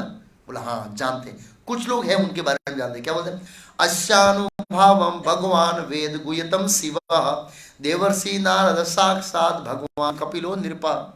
ऐसा नहीं कहा मैं जानता हूं, हालांकि ये जो नाम लिए जानने वाला उसके अंदर पिता भीष्म महाजन आते हैं, लेकिन भक्त होता है वो ऐसा नहीं बोलता मैं सब कुछ जानता हूँ कृष्ण के बारे में, ऐसा नहीं। और ऐसे देखा जाए तो वो सब कुछ कृष्ण के बारे में जान ही नहीं सकता। इसके बारे में श्रीमद् भागवत के 10वें स्कंद में एक प्रसंग आता है। ब्रह्मा जी भगवान कृष्ण की स्तुति करते हैं, उसमें कहते हैं बहुत श्लोक, अच्छा श्लोक भूल गया, मनसो वपुषो तब एवं गोचर, ऐसा करके एक श्लोक है। उसमें भगवान कृष्ण कहते हैं, ब्रह्मा जी कहते हैं हे प्रभु, जो लोग ऐसे कहते हैं कि मैं सब कुछ जानता हूं, उसको कहने दो। जहां तक मेरी बुद्धि, मेरी समझ, मेरा शरीर, मेरा मन, मैं आपके बारे में कुछ नहीं जानता। आप सोचिए, ब्रह्मा जी सब महान व्यक्ति बोले मैं कृष्ण के बारे में कुछ नहीं जानता, सत्य बोले ब्रह्मा जी। जब ब्रह्मा जी जैसा महान, जिसका शरीर पूरा बुद्धि तत्व से बना है, ब्रह्मा जी का शरीर किसे बना है? हमारे शरीर में ज्यादा कौन सा तत्व है, किसी को पता है? हमारे शरीर में तत्व कौन है? पृथ्वी, जल, अग्नि, वायु, आकाश, मन, बुद्धि, अहंकार। सबसे ज्यादा तत्व कौन सा है? जड़ नहीं है, वायु नहीं है, वायु है तो उड़ते हम लोग, फ्लाइट में क्यों बैठते? अहंकार नहीं है। पृथ्वी, इसलिए हम पृथ्वी पर रह रहे ना। जो लोग पृथ्वी पर रहते हैं उसके शरीर में पृथ्वी तत्व ज्यादा होता है, जो आकाश में रहते हैं उसके अंदर आकाश तत्व ज्यादा रहता है, जो पानी में रहते हैं उसके अंदर पानी तत्व ज्यादा रहता है, जो अग्नि के अंदर रहते हैं उसके अंदर अग्नि तत्व ज्यादा रहता है, ऐसे। लेकिन ब्रह्मा जी का शरीर पूर्ण रूप से 90% बुद्धि तत्व, बाकी दूसरे एलिमेंट्स खाली 10% है। पूरा शरीर बुद्धि का बना हुआ है। आप सोचिए, इतने बुद्धिमान है ब्रह्मा जी, और वो कृष्ण के बारे में कुछ नहीं जानते, इतने कृष्ण महान है। इसलिए ऐसे तो पितामह भीष्म कहते हैं, जानते कौन? अस्यानुभावम भगवान वेद गुह्यतम शिव। इनकी गुह्यतम जानकारी कौन रखते हैं? एक तो शिव जी रखते हैं, देवर्षि नारद, भगवान कपिल, 3 नाम दिया है। हे राजन, शिव जी, देवर्षि नारद, भगवान के अवतार कपिल, ये सभी प्रत्यक्ष संपर्क द्वारा भगवान की महिमा के विषय में अत्यंत गोपनीय जानकारी रखते हैं। कृष्ण के बारे में सीक्रेट नॉलेज इनके पास है। किनके पास है? इन चारों के पास। हालांकि शास्त्र में कहा है, धर्म तो साक्षात भगवत परिणीतम, जो धर्म का गुह्य तत्व है वो महाजन चाहते हैं, तो महाजनों से ही धर्म का मार्ग ग्रहण करना चाहिए। युधिष्ठिर महाराज को महाभारत के अंदर एक प्रश्न पूछा गया, धर्मराज ने यक्ष के रूप में, वो कथा आती है जहां पर पांडव पानी पीने जाते हैं तालाब में, एक के बाद मर जाते हैं। युधिष्ठिर महाराज जो धर्म के रूप में, जो यक्ष के रूप में धर्मराज थे, उनके प्रश्न का उत्तर देते हैं। तो वहां पर प्रश्न पूछते हैं कि अलग अलग ऋषि मुनि लोग हैं, अलग अलग शास्त्र हैं, तो धर्म का मार्ग जानना कैसे संभव, कैसे जान सकते हैं आप धर्म के मार्ग पर जा सकते हैं? तो युधिष्ठिर महाराज के तर्को अप्रतिष्ठो श्रुतिर विभिन्ना मुनिर अस्य मतम भिन्नम धर्मस्य तत्व गुहायाम महाजनों ही गंते से बनता है। तर्क अनेक है, एक ऋषि का दूसरे ऋषि से मत मिलता ही नहीं है। ऐसा ही है, इसको उनका ब्रह्म कुमारी का नहीं मिलता है, ब्रह्म कुमारी का स्वामीनारायण का नहीं मिलता है, स्वामीनारायण का साईं बाबा का नहीं मिलता है। सबके मत क्या है? अलग अलग, बराबर ना? मुनि न मतम भिन्नम, सब मुनियों के अलग अलग मत है, तर्क अनेक है, शास्त्र अनेक है। धर्म से तत्व निहितम गुह्याया, धर्म का तत्व बड़ा गुह्य है। कैसे जान सकते हैं? महाजनों ही गंते सपनता, जिस मार्ग पर महाजन चले हैं वही मार्ग पर हमें चलना चाहिए। और महाजन कौन है? 12, इसमें पितामह भीष्म है, 4 कुमार है, ब्रह्मा जी है, शिव जी है, नारद जी है, यहाँ पर कपिल देव भगवान का नाम लिया है, और स्वयंभू मनु है, बलि महाराज है, व्यासदेव है, ये सब महाजन है। महाजनों से ये मार्ग जानना चाहिए। तो इसमें से प्रधान नाम लिया है महाजनों के बारे में, ऐसे बहुत सारे महाजन हैं। फिर कहते हैं आगे कि इतने महान कृष्ण को तुमने क्या समझ रखा है? यम मन से मातुल्यम प्रियम पितृस्वतमम अक्रोश शिवम दूतम स्वादत सारथिम हे राजन, तुमने अज्ञानवश ही जिस व्यक्ति को अपना ममेरा भाई, अत्यंत प्रिय मित्र, शुभेच्छु, मंत्री, दूत, उपकारी इत्यादि माना है, वे स्वयं भगवान कृष्ण है। तुम ये समझ के बैठो अज्ञान, ये तेरा अज्ञान है। मतलब दो प्रकार का ज्ञान होता है, शास्त्र कहते हैं, एक अतरंगा शक्ति का ज्ञान, एक बहिरंगा शक्ति का ज्ञान। दोनों में क्या अंतर है? दोनों ही अज्ञान है, दोनों ही भगवान की स्तुति को भूल जाते हैं। तो कौन सा लाभकारी है, कौन सा नुकसानकारी है? अतरंगा शक्ति के अंतर्गत जो अज्ञान है ना, वो अच्छा है, क्योंकि भगवान को आनंद देने वाला है। अगर सखाओं को पता लग जाए कि ये कृष्ण भगवान है तो उसके गद्दे पर चढ़ेंगे। जसोदा माँ को पता लग जाए तो मेरा कृष्ण परम भगवान है तो उसको मार सकते हैं। नंद महाराज ऐसे बोल सकते हैं कि आप मेरे जूते उठा के ले आओ। हाँ, नंद महाराज उसको कभी भगवान मानते ही नहीं, हालांकि उसको ऐसा सीन बताया जाए तो भी नहीं मानते। वो एक कथा है, बहुत सुंदर कथा है। एक दिन क्या हुआ, एक दिन ऐसा हुआ कि नंद महाराज एकादशी का व्रत तोड़ने वाले थे और सूर्य उगने से पहले अंधेरे के अंदर स्नान करने गए। तो अंधेरे के अंदर नदी में स्नान नहीं करना चाहिए, तो वरुण देव के सेवक पकड़ के ले गए किसको? नंद महाराज को, क्योंकि नियम का उल्लंघन किया। तो नंद महाराज स्नान करने गए और उनके कपड़े के ध्यान रखने उस सेवक बैठे, अंदर डुबकी मारी, बाहर ही नहीं आया। वो सेवक कपड़ा कि हुआ क्या, तो वो जोर से रोए और वो सेवक भी रोए। तो भगवान के जोर है, तुरंत उठे और यम वरुण देव के लोक में नीचे ले गए। वरुण देव का महल देखा, बाप रे बाप, हीरे मोतियों से जुड़ा हुआ पानी के अंदर महल, ऐसे ले गए वहां पर। और वो तो जान गए भगवान के, मेरे बाप को बाप के पकड़ के लिए, मूर्खों, ये मेरे बाप का बाप है, अब इसको पकड़ के लिए। अब ये कांप गए, अब तो कृष्ण दंड देंगे। लाल कारपेट बिछाई, दरवाजे पर हाथ रखे खड़े हो गए और इनको बांध के लाके छुड़ा दिया, सिंहासन में बिठाए, ऊंचा बिठाओ, सेवा करो इसकी, ये मेरे बाप का बाप है। देखो पता है किसको पकड़ के लिया है, पता नहीं यार, ऐसे। अब वो भगवान, उनको पता है भगवान तो अपने पिता को लेके आया ही ऐसे, और ऐसे खड़े हो गए। बोला कृष्ण आएगा, सीधा दंड लगाऊंगा, पहले क्षमा मांगूंगा, नहीं तो ये पिटाई करेंगे मेरी, ऐसे। और लाल कारपेट, स्वागत के लिए सब फूल हार सब तैयार हो गया ऐसे। तो भगवान आए और तुरंत दंड लगाया उन्होंने, प्रभु मेरे सेवकों से गलती हो जाए, क्षमा करें। कांप रहे थे वो वरुण जी, तो ऐसे उनको पता है कृष्ण की स्थिति ऐसे। भगवान ने बिल्कुल बात नहीं किया और नंद महाराज कृष्ण को, ओहो कृष्ण तुम आ गए ऐसे, और भगवान नंद महाराज का हाथ पकड़े और लेके चले गए, कोई वरुण से बात ही नहीं की। फिर गए तो व्रजवासियों को वो हल्ला मच गया, वो हल्ला मिट गया, वहां पर हल्ला हो गया कि नंद महाराज को लेके गया। तो सब पूछने लगे व्रजवासी, वो तो राजा थे, कि नंद महाराज कहाँ गए? अरे पहले तो ब्रेकफास्ट करने दो ना, एकादशी तोड़ने दो यार, पहले तो ब्रेकफास्ट करने के बाद बताऊंगा क्या आश्चर्यजनक घटना हुई। और सब व्रजवासी बन के, और नंद महाराज ने प्रवचन शुरू किया। अरे मैंने तो बहुत सारी आश्चर्यजनक चीज देखी। पहली आश्चर्यजनक चीज ये है कि मेरे राज्य के अंदर, मेरी नदी के अंदर वरुण देव रहते, मुझे ही पता नहीं। दूसरा आश्चर्यजनक, पानी के अंदर इतना जबरदस्त महल के। तीसरा आश्चर्यजनक, उसके सेवक, मैंने गुनाह किया था, ये सेवक मेरे को बांध के ले गए, उसने जैसे ही देखा, छोड़ दो छोड़ दो छोड़ दो इसको, छोड़ दो, मेरे को दंड देने की जगह छोड़ दिया। चौथा ये है कि इतना बड़ा देवता है और ये कृष्ण आया, ये मूर्ख वरुण देव ने मेरे लड़के को प्रणाम किया, इतना मूर्ख है, पता ही नहीं है मेरा लड़का है वो। तो व्रजवासियों का ये लड़का नहीं है नंद, ये तो भगवान है, भगवान लक्ष्मीपति। क्या लक्ष्मीपति की बात कर रहे हैं यार तुम लोग। एक दिन एक गोपी ने, एक सिक्का था लक्ष्मी का, सिक्का बना था पहले जमे, वो लक्ष्मी का एक सिक्का था और एक गोपी ने छीन लिया। कृष्ण इतने रोए, इतने रोए। मैंने दूसरे बहुत सारे सिक्के दिए, बोला नहीं मेरे को वही सिक्का चाहिए बस। अरे एक लक्ष्मी के सिक्के के लिए इतना रोया और तुम बोले वो लक्ष्मीपति है? कैसे हो सकता है, कैसे हो सकता है, असंभव है ऐसे ऐसे। तो कहने का मतलब ये है कि भगवान को भगवान नहीं मानते, ये अतरंगा शक्ति का प्रभाव है। क्या है? तो ये भगवान की लीलाओं को रोचक बनाने के लिए होता है। क्या बनाने के लिए होता है?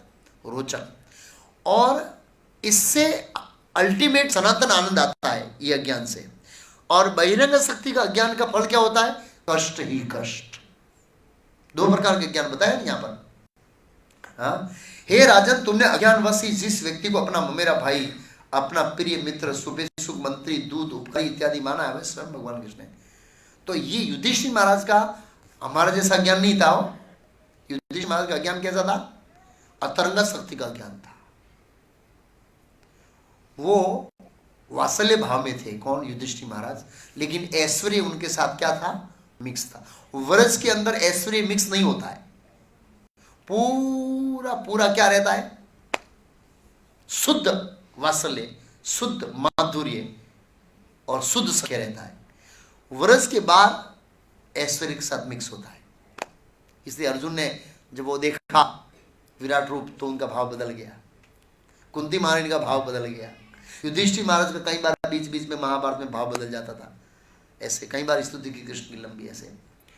तो भगवान कृष्ण ने कैसा कैसा संबंध स्थापित किया था पांडवों से? तो पहला कहा है वह मेरा भाई, वो आगे आएगा। उसके बाद अत्यंत प्रिय मित्र, शुभेच्छु, हमेशा शुभ कामना करते हैं। शुभेच्छु का मतलब है खाली शुभ चिंतन ही नहीं करना, लेकिन कुछ प्रैक्टिकल करना उनके लिए।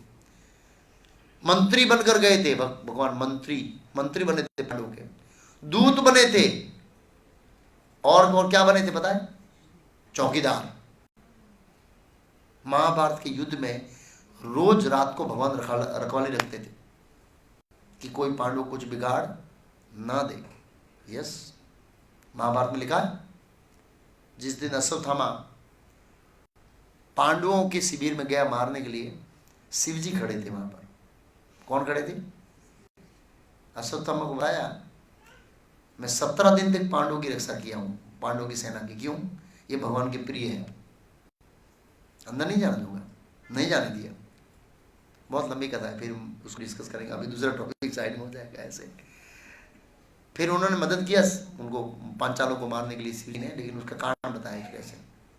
तो भगवान इस तरह से, प्रभुपाद जी कहते हैं पूर्ण पुरुषोत्तम भगवान ही अपनी अहितु की कृपावश अपने अन्य भक्तों पर कृपा जताने के लिए वे सभी प्रकार की सेवाएं करते हैं। दूत बनते हैं, मंत्री बनते हैं, चौकीदार बनते हैं, शुभेच्छक बनते हैं, भाई बनते हैं, सब बनते हैं। लेकिन इसका अर्थ ये लगाना नहीं चाहिए कि उन्होंने परम पुरुष के रूप में अपना पद बदल दिया है। मतलब ऐसा नहीं कि भगवान नहीं रहे, ऐसा नहीं है। उन्हें सामान्य पुरुष के रूप में सोचना बड़ी मूर्खता होगी। अब भगवान कृष्ण की महानता का वर्णन कर रहे हैं। क्या कर रहे हैं? सर्व आत्मना समदृशो ही अद्वयम अंकृते तत्कृतम अति विस्मयम निर्वध्यम न कचित। पूर्ण पुरुषोत्तम भगवान होने के कारण वे प्रत्येक के हृदय में विद्यमान है। वे सबों पर समान रूप से दयालु है। कैसे दयालु है? सबों पर समान रूप से दयालु है। कई बार लोग देखते हैं भौतिक जगत में कोई कष्ट भुगतता है और कोई आनंद से रह रहा है, तो लोग बोलते हैं भगवान ने इसके साथ अन्याय किया है। नहीं अन्याय किया, सबों पर समान रूप से, जैसे बादल है सब पर समान रूप से बारिश गिराते हैं। वो पानी गिरता है ना, पत्थर के ऊपर भी पड़ता है, मिट्टी के ऊपर पड़ता है। मिट्टी सॉफ्ट क्या बोलेंगे, कोमल होने के कारण वो पानी को क्या करती है? चूसती है। और पत्थर चूसता नहीं है, पानी को नहीं चूसता है। तो प्रभुपाद जी कहते हैं भगवान की कृपा सभी जीवों के ऊपर रहती है, लेकिन हमने स्टील हार्ट बना दिया है। हार्ट मतलब हृदय। किसका बना दिया है? स्टील का। प्लास्टिक का तो अभी बना हुआ है प्रैक्टिकल, सब शरीर में लोग प्लास्टिक तो डाल रहे हैं, लेकिन स्टील हार्ट में कठोर हृदय बना दिया है। इसलिए भगवान की कृपा हम स्वीकार नहीं कर पा रहे, इसलिए ऐसे। तो सबों पर समान हृदय हुए, भेदा भेद के मिथ्या अहंकार से मुक्त है भगवान। भेद अभेद भगवान के अंदर अच्छा बुरा इससे मुक्त है, अहंकार से मुक्त है। इसलिए जो वे कुछ करते हैं वो भौतिक उन्माद से मुक्त होता है और वो सबके लिए हितकारी है। मतलब भगवान कुछ गलत कर ही नहीं सकते, और भगवान के लिए कोई उपेक्षा और अपेक्षा के पात्र नहीं है। क्यों? सभी उनके बच्चे, सभी उनके अंश है। एक बाप बेचारा भेद कैसे कर सकता है अपने बेटों में? भेद नहीं कर सकता है। तो ममे वांसो जीव लोके जीवभूत सनातन मनः षष्ठानि इंद्रियाणि प्रकृति स्थानि कर्षति। इस भौतिक जगत में ब्रह्मा से लेकर एक चींटी तक सब लोग किसके अंश हैं? भगवान के अंश हैं। और भगवान सब रूप में समान दयालु है। हाँ, कोई उसका हृदय सॉफ्ट होता है तो उसकी दया को ग्रहण करता है, कोई ग्रहण नहीं करता है। पानी सब जगह गिरता है। देखो, ये नीम को भी मीठा पानी मिलता है, फिल्टर। आम को भी फिल्टर पानी मिलता है। अब नीम है वो कड़वा होता है तो उसमें भगवान का दोष नहीं है, क्योंकि उनका क्या है? स्वभाव। आम मीठा होता है, वो उनका स्वभाव है। तो जिस तरह के लोग स्वभाव होते हैं उस तरह से भगवान की कृपा को क्या करते हैं? ग्रहण करते हैं। तो हमें याद रखना चाहिए। और भगवान ने भगवत गीता में कहा समोहम सर्वभूतेषु, मैं सब रूप से समान दयालु है। और कुंती महारानी पिछले अध्याय में अपनी स्तुति में कहा, हे प्रभु आप सब लोगों पर समान रूप से दयालु है, लेकिन ये जो भेद है ना, ये सामाजिक स्थिति के कारण है। किस स्थिति के कारण है? अज्ञान के कारण भेद है कि भगवान इसका पक्षपात करते हैं।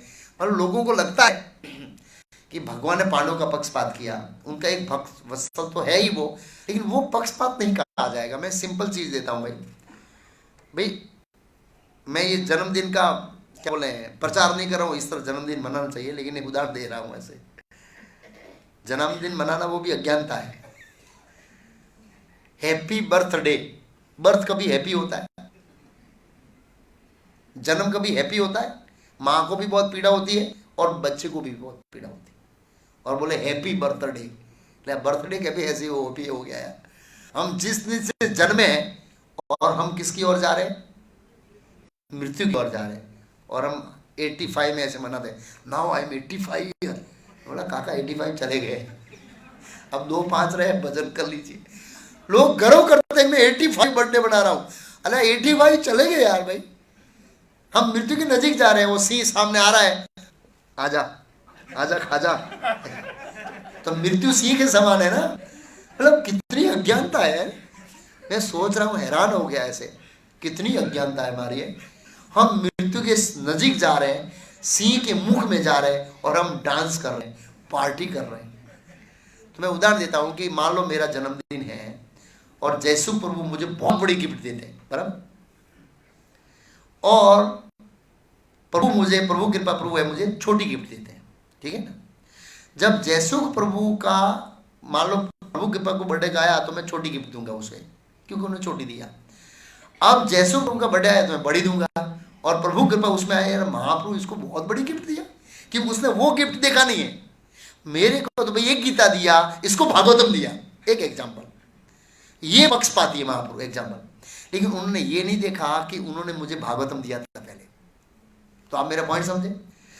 तो जीव जिस स्थिति में भगवान के साथ व्यवहार करता है, और भगवान जब रिटर्न दे रहे हैं, लेकिन उस भक्त ने कैसा व्यवहार किया वो नहीं देखा है। उस भगवान ने सब कुछ न्यौछावर कर दिया कृष्ण को। तो ये तो शिष्टाचार है, जिसने जैसे गिफ्ट दिया वापस देने शिष्टाचार है, ये पक्षपात नहीं है। तो इस तरह से भगवान कभी पक्षपात नहीं करते हैं। और भला अपने पुत्रों से पक्षपात कैसे करेंगे? महाभारत में यह भी लिखा है कि दुर्योधन की जंडा टूटी, भगवान अंदर से प्रसन्न नहीं हुए, क्योंकि बेटा तो अपना ही मार खाया ना, भला ही अधर्मी था, भगवान हृदय से प्रसन्न नहीं हुए दुर्योधन की जंगा टूटने पर। हाँ, युधिष्ठिर महाराज को राजगद्दी पर बिठाकर प्रसन्न थे, क्योंकि वो राजा भक्त बनाएंगे, लेकिन दुर्योधन की जंगा टूटने में वो प्रसन्न नहीं हुए अंदर से, बाहर से भले ही प्रसन्न, ऐसा लिखा है। क्योंकि अंश तो अपना ही मारा गया ना, मतलब कहने का मतलब, लेकिन वो मान नहीं रहा था, तो इसलिए परिस्थिति ऐसी थी। इसलिए भगवान समदर्शी है। फिर आगे बताते हैं, तथापि भगवान सब पर समान रूप से कृपालु होते हुए भी, क्या लिखा? तथापि एकांत भक्तेषु पश्ये भू अनुकंपितम यथा में असुन त्यजत साक्षात कृष्ण दर्शनम आगत, साक्षात कृष्णम दर्शन आगत। सबों पर समान रूप से दयालु होते हुए भी वे अब कृपा पूर्वक मेरे समक्ष आए, और ये सब उनके सामने बोल रहे हो, ये सब मेरे समक्ष आए। वैसे सबों पर समान रूप से कृपालु है, फिर भी मेरे ऊपर विशेष कृपा करने के लिए साक्षात मेरे सामने आए। जब मेरे जीवन का अंत कर रहा हूं, जब मैं मेरे जीवन का अंत कर रहा हूं, ये जीवन की अंत घड़ी है ना, बहुत महत्वपूर्ण होती है। इसका आभास अभी नहीं होगा हमको, जब जीवन का अंत आएगा ना तब होगा कि अंत की घड़ी है वो हमारे लिए कितनी महत्वपूर्ण है। क्योंकि मैं उनका अत्यंत अडंग सेवक हूं। पिता भीष्म बोले कि मेरी मृत्यु के समय साक्षात कृष्ण क्यों आए? क्योंकि मैं उनका अडंग सेवक हूं, निष्ठावान सेवक।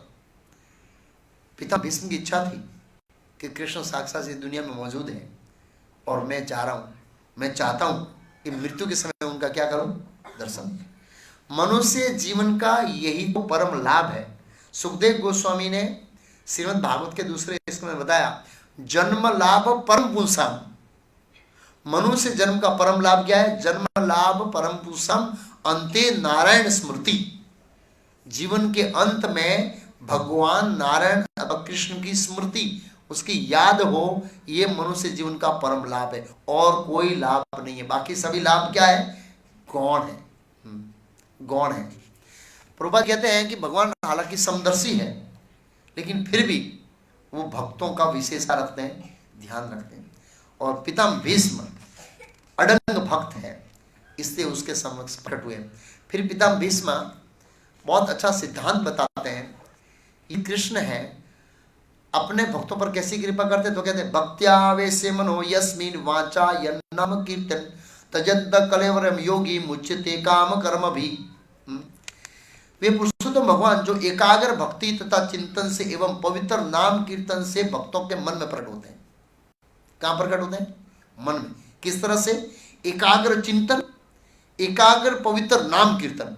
जब भगवान का कीर्तन होता है तो उसमें एकाग्र होना चाहिए, जप के अंदर एकाग्रता आनी चाहिए, श्रवण के अंदर एकाग्रता आनी चाहिए। वो एकाग्रता मन के अंदर आती है तो भगवान मन में प्रकट होते हैं। वो श्लोक का है ना, नारद पद्म पुराण, नाहम तिष्ठामि वेंकुटे, मैं वेंकुट में नहीं हूं। नाहम हृदयसु योगी नाम, मैं योगियों के हृदय में भी नहीं हूं। तत्र तिष्ठामि नारद यत् कीर्तयन्त मद भक्त, मैं वहां पर हूं जहां मेरे भक्त क्या करते हैं? कीर्तन, गुणगान। कीर्तन का मतलब कथा हो गया, नाम कीर्तन हो गया, तो भगवान वहां रहते हैं। फिर बता रहे हैं कि भगवान ऐसे भगवान जो अपना भक्त शरीर छोड़ता है, क्या लिखा है इसमें? तजंत कलेवर योगी, योगी मीन्स भक्त, तजन में त्याग करता है, उस समय उसको काम कर मुझते काम कर्म भी। मृत्यु के समय उनके हृदय में या मन में थोड़ी भी भौतिक इच्छा रहती है तो उसको उसे क्या करा देते हैं? मुक्त करा देते हैं। क्यों? क्योंकि वो इच्छा रह गई तो उसको दूसरे जन्म में भौतिक जगत में रहना पड़ेगा। मृत्यु के समय भगवान उसको ऐसा एहसास कराते हैं कि ये सब इच्छाएं क्या है? व्यर्थ है, इस इच्छा को मुझे त्याग देना चाहिए। इस तरह से एहसास करने वो पूर्ण शुद्ध हो जाता है और शुद्ध मन से वो भगवान का स्मरण कर सकता है और भगवान के धाम जा सकता है। अब ये युधिष्ठिर महाराज को आदेश दे दिया कि आपको राजगद्दी ग्रहण करनी है। युधिष्ठिर महाराज को बता दिया कृष्ण परम भगवान है, भले ही आपने भाव के अंदर इनको ये समझ रखा हो, लेकिन वो ये नहीं है। अब वो मुड़े भगवान, अब उन्होंने युधिष्ठिर महाराज से मुंह इधर घुमाया और नजर किधर लगाई? अब कृष्ण को बोले, स देव देवो भगवान प्रतीक्षताम कलेवरम यावमिदं हितो मन्यम प्रसन्न आहार अरुणलोचन स मुखाम्बुजो ध्यानास चतुर्भुजम। चतुर्भुज रूप उगते सूर्य की भांति अरुण नेत्रता दृष्टि रीति से सजाते मुस्कुराते कमल मुख वाले मेरे भगवान, आप उस क्षण तक यही मेरी प्रतीक्षा करें जब तक मैं अपना भौतिक शरीर छोड़ न दूं। और ये किसको बोल रहे हैं? कृष्ण को बोल रहे हैं। क्या बोल रहे हैं? चतुर्भुज रूप। भगवान कृष्ण को क्या बोले? यहां लिखा है चतुर्भुज, ध्यान पत चतुर्भुज। युधिष्ठिर महाराज को दो भुज में दिख रहे हैं और पितामह भीष्म को चार भुजम दिख रहे हैं। कृष्ण चार भुजम दिख रहे हैं। भगवान कृष्ण भौतिक जगत में आए, कई बार उन्होंने चतुर्भुज बताया और चतुर्भुज में द्विभुज बन के, द्विभुज में चतुर्भुज बन के, कई बार ऐसा हुआ है। पहला ऐसा हुआ माता देवकी और वसुदेव के सामने कुरुक्षेत्र युद्ध में। फिर अश्वत्थामा को जब दंड दिया जा रहा था तब भगवान ने चार हाथ पकड़ के चतुर्भुजे ने भीम को पकड़ने के लिए इत्यादि जो। और माता रुक्मिणी के साथ एक बार मजाक किया तो माता रुक्मिणी गिरी तो चार हाथों से पकड़ा भगवान ने। ऐसे कई बार ऐसे किया भगवान ने ऐसे। तो चतुर्भुज क्यों? तो प्रभुपाद कहते भीष्मदेव अच्छी तरह से जानते थे कृष्ण भगवान आदि भगवान है और भगवान नारायण उनके अंश विस्तार है, ऐसे जानते थे। लेकिन वे ये जानते हैं कि वे चतुर्भुज नारायण कृष्ण के पूर्ण थे। परोक्ष रूप से उन्होंने इच्छा व्यक्त की थी भगवान श्री कृष्ण अपने चतुर्भुज नारायण रूप में प्रकट हो, मतलब वो दर्शन दे। क्योंकि वो उनका भाव था। पितामह भीष्म का प्रधान भाव दास्य, गौण भाव वीर रस, ये दो भाव था पितामह भीष्म का। प्रधान दास्य भाव, क्योंकि नारायण के साथ आप सक्का वात्सल्य माधुर्य में नहीं जा सकते। वो गोपियों के भाव की प्रशंसा करेंगे, सका भाव की प्रशंसा करेंगे, उनसे आशीर्वाद लेंगे, लेकिन वो स्थित है कौन से भाव में? दास्य भाव में। और गौण भाव कौन सा है? वीर रस। हमारे विद्यानगर के हेड पुजारी नारायण भट्ट दास साउथ इंडियन है, वो हमेशा राधा गिरिधर को नारायण के रूप में देखते हैं, नारायण के रूप में स्तुति। रूम में सब फोटो चतुर्भुज नारायण और कृष्ण चतुर्भुज में ऐसे अच्छे लगते हैं। उनका भाव क्या है? उनके इष्ट देव नारायण है।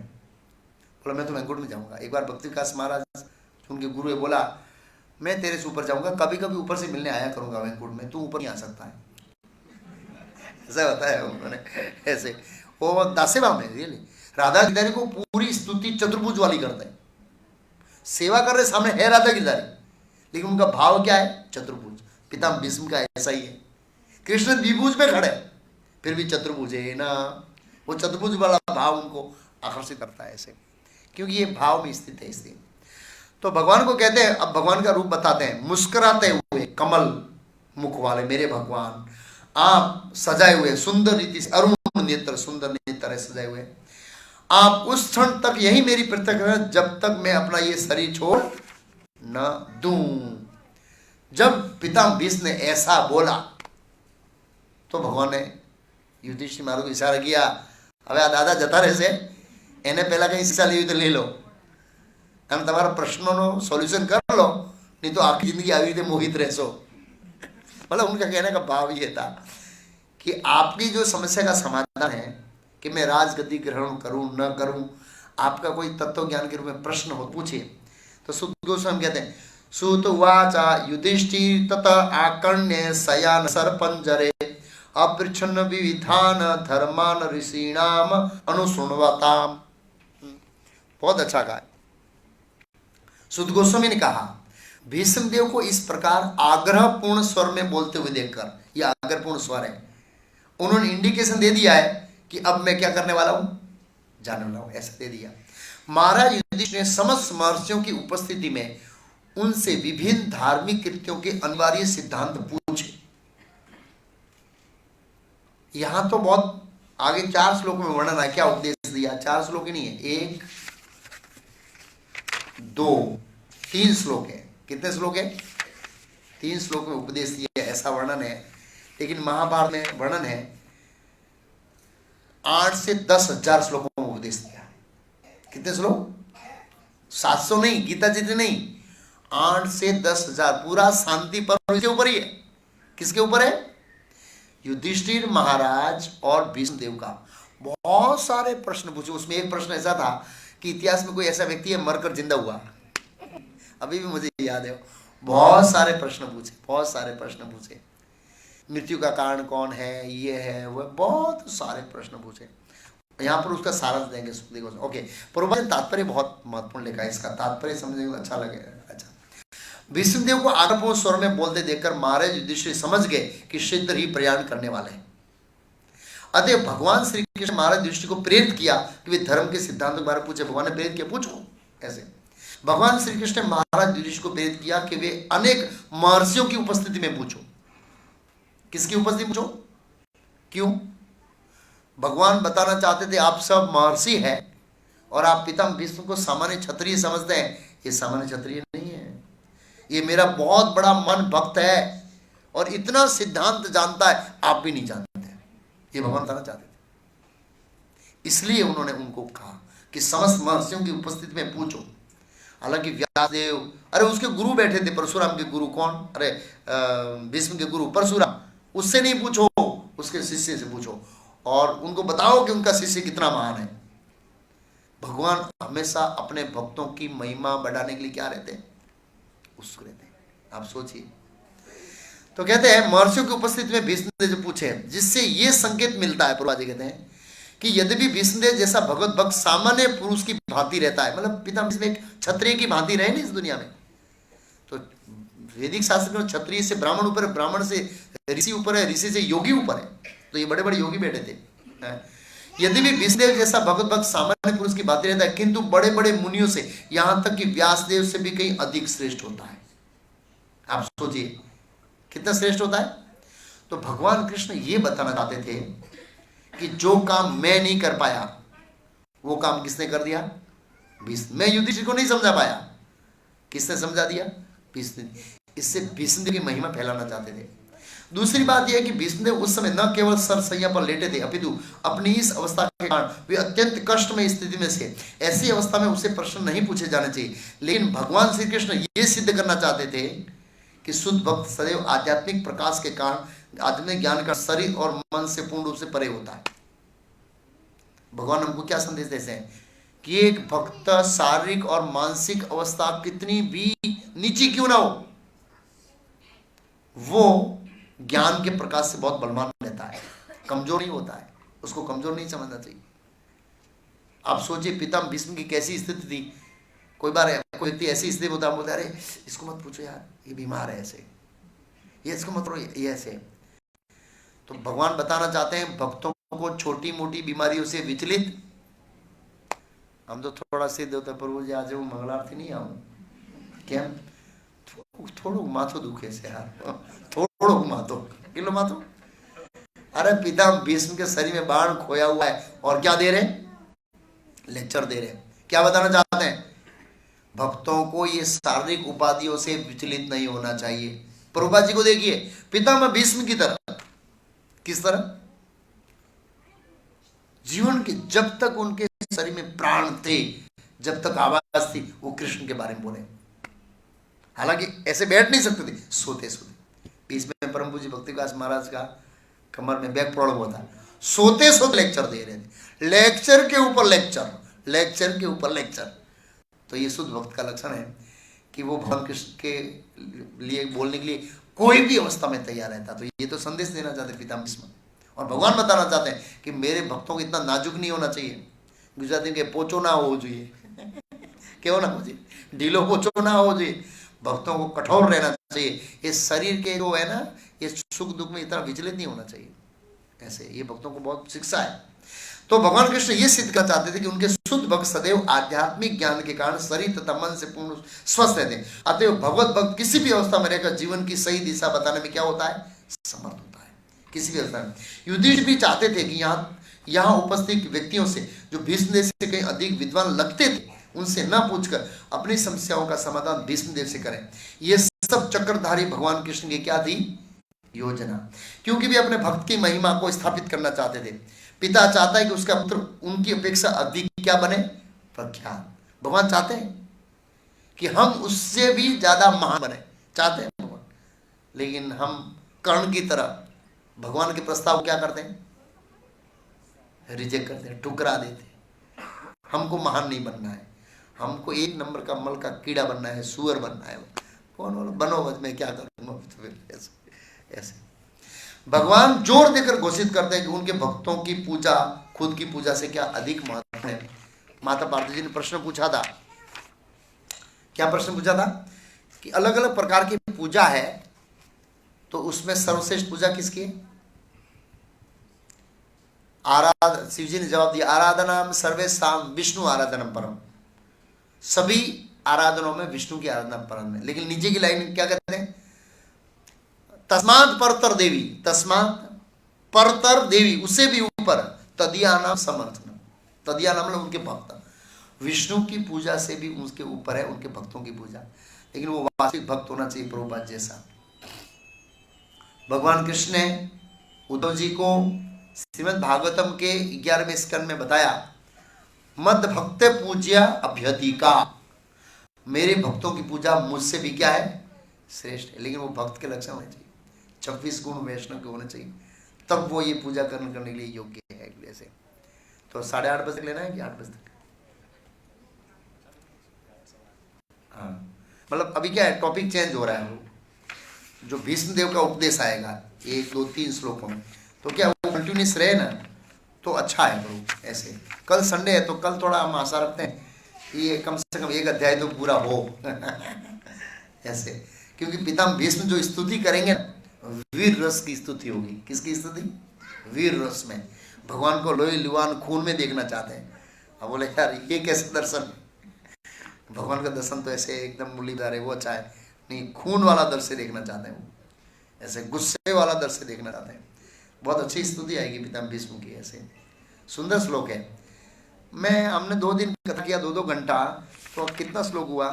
25 श्लोक हुआ। और भागवत कथा वाले तो 25 अध्याय पूरा करते, 25 अध्याय नहीं, वो तो आधी भागवत पूरी कर देते हैं। क्या बोलते हैं मुझे समझ में नहीं आता है। और रुपया तो बहुत ज्यादा लेते हैं। कितना रुपया लेते हैं? बाप रे बाप, 40-50 लाख। बहुत अच्छा बिजनेस है प्रभु। તમે શું લેવા ટીચરની જોબ કરો બાપા यार? अरे प्रभु कथाकार बनी जाओ ना, कितना अच्छा है भाई। 7 लाख रुपया देता है रोज का, लोग लाख रुपया हुआ, लाख रुपया बगैर कौन आपे तुमने? है नहीं? बहुत अच्छा व्यापार है रियली। मतलब व्यापार मतलब लोगों को मूर्ख बनाने का धंधा है, व्यापार नहीं। भागवत ने मना किया है इस तरह आजीविका के साधन के रूप में भागवत कथा का पैसा नहीं लेना चाहिए ऐसे। और ब्रह्म पुराण में भी एक श्लोक है इस तरह से, ये नहीं लेना चाहिए। लेकिन क्या है गुजराती में क्या है, જ્યાં લોભિયા હોય ત્યાં દુધારા ભૂખે મરે નહીં। લોકોને આવી કથા સાંભળવી નથી, લોકોને મનોરંજન સાંભળવું છે આ અને પૈસા પડાવવા છે એટલે લે જા ભાઈ, તું લે જા, તું ખુશ રહે, બીજું 50 लाख मतलब रुपया से हम देखिए 50 लाख कितनी बड़ी रकम होती है। अब 50 लाख ही नहीं, यानी 10,000 ऑडियंस हुई है।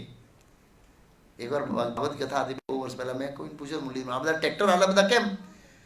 ગુરુજી કહે કે બરોબર અને પોલિસી કરી છે એગ્રીમેન્ટ કે ભાઈ હું આટલો મોટો વક્તા છું એટલે 10,000 માણસ જોઈએ, મારી ઇજ્જતનો સવાલ છે, તો ગામડામાં વધારે રાખે છે આ ટ્રેક્ટર, ગામડામાંથી લોકો લાવવાના ફી ઓફ તો ગામડાવાળા આવે અને પહેલાંની इज्जत बची जाए। तो आ तो नेताओं ने जेवी थी है। जब नेता की सभा होती है तो पूरे गांव-गांव में बस रखते हैं। तो अभी 16 दिन पहले ही वो नरेंद्र मोदी आए थे उधर बड़ौदा में, मैं देख रहा था वो गांव के ऊपर बस लगाया, वो बस जा रही, अंदर खाली 5 लोग हैं, किसी के अंदर 5, किसी के 10, किसी के 12। वो बेचारे क्या गाँव में जाते हैं, जो बैठ गया लेके बस वाले आ जाते हैं, क्या करेंगे? तो ऐसा है। तो ये तो शास्त्र के अनुसार नहीं है। भागवतों को इस तरह सिस्टमेटिक श्लोक टू श्लोक समझना चाहिए। सुखदेव गोस्वामी ऐसे नहीं कूद का मारा, पहला स्कंद, 10वां स्कंद, रुक्मिणी विवाह, गोवर्धन पूजा, ओ पूरी हो गई, ऐसा नहीं होना चाहिए। मतलब उसको सिस्टमेटिक समझना चाहिए। हर साल सुनो, नित्यम भागवत रोज सुनो, लेकिन सिस्टमेटिक सुनो, कुछ प्रसंग जीवन में आए, समझ में आए, इस तरह से समझना चाहिए भागवतम को। तो थोड़े प्रश्न ले लेते हैं, कोई प्रश्न होता है तो। हाँ, तो आज 25 में श्लोक पूरा किया। श्लोक संख्या 26 से पितामह भीष्म युधिष्ठिर महाराज को जो उपदेश देंगे, तो महाभारत का सारांश रूप में क्या क्या उपदेश दिया, किस विषय पर उपदेश दिया, वो सारांश है। खाली डिटेल के अंदर महाभारत के अंदर 8-10 हज़ार श्लोक होंगे ऐसे। तो किसी को कोई प्रश्न है तो 10-15 मिनट प्रश्न उत्तरी कर सकते हैं।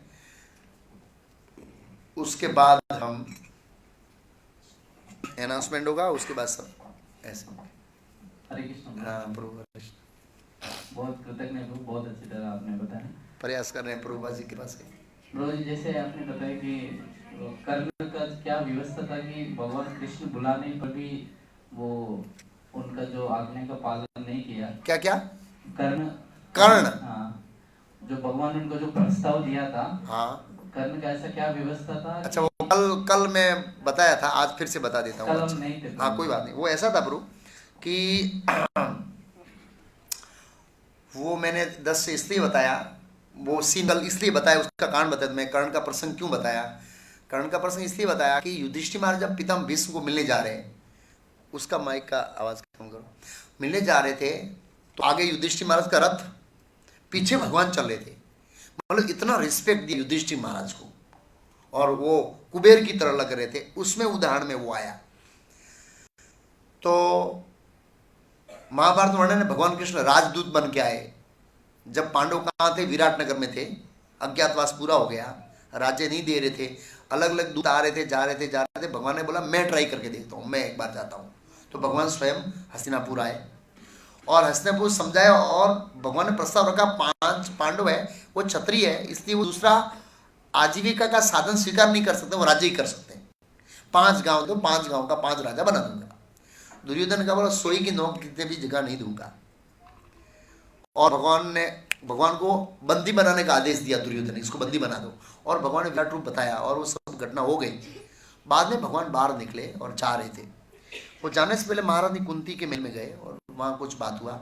महारानी कुंती के महल से बाहर निकले तो कर्ण बाहर खड़ा था और कर्ण माफी मांगने के लिए आया था कि वासुदेव, दुर्योधन की ओर से मैं आपका जो अपमान हुआ उसकी क्षमा चाहता हूँ। भगवान को बोला मेरा अपमान तो हुआ ही नहीं, शास्त्रों के अनुसार अगर दूत को बंदी बनाने का आदेश देते तो वो सभा, कौरव सभा का अपमान हुआ है, तो क्योंकि दूत को बंदी बनाया नहीं जाता है शास्त्रों के अनुसार। इस तरह चर्चा हुआ।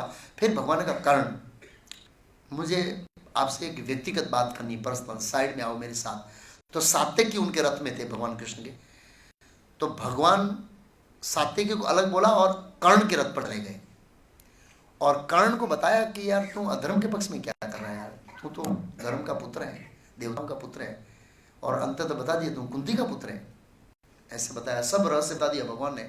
भगवान ने प्रस्ताव दिया, कर्ण अभी भी समय है, वापस आ जा, मैं तेरे को चक्रवर्ती सम्राट का पद दूंगा, युधिष्ठिर अर्जुन ये तेरे चामर डुलाएंगे, नकुल रथ चलाएंगे, मैं तेरे पीछे पीछे चलूंगा। मतलब युधिष्ठिर महाराज के पीछे पीछे चल लेते भगवान इस तरह से, इतना सम्मान दिया भगवान ने, बोला चक्रवर्ती सम्राट। कर्ण बोला नहीं वासुदेव, मैं दुर्योधन को नहीं छोड़ सकता, मटेरियल अटैचमेंट, ये भौतिक आसक्ति हमारी। भगवान ने प्रसाद ठुकरा दिया, चक्रवर्ती सम्राट का पद, भगवान का मार्गदर्शन, भगवान की असीम कृपा, सब कुछ ठुकरा दी। किसके कारण? भौतिक आसक्ति कारण। हमने भी ऐसे सब कुछ ठुकराया है, अपना आध्यात्मिक घर, आध्यात्मिक शरीर, आध्यात्मिक मित्र, भगवान कृष्ण की कृपा, सब कुछ ठुकरा के बौद्धिक जगत में आए और अभी भी ठुकरा रहे, सीरियस से तो बहुत कम ले रहे हैं। तो ये प्रस्ताव ठुकराया था कर्ण ने, ये प्रसंग कल बताया था मैंने ऐसे। यस, और किसी का कोई प्रश्न है?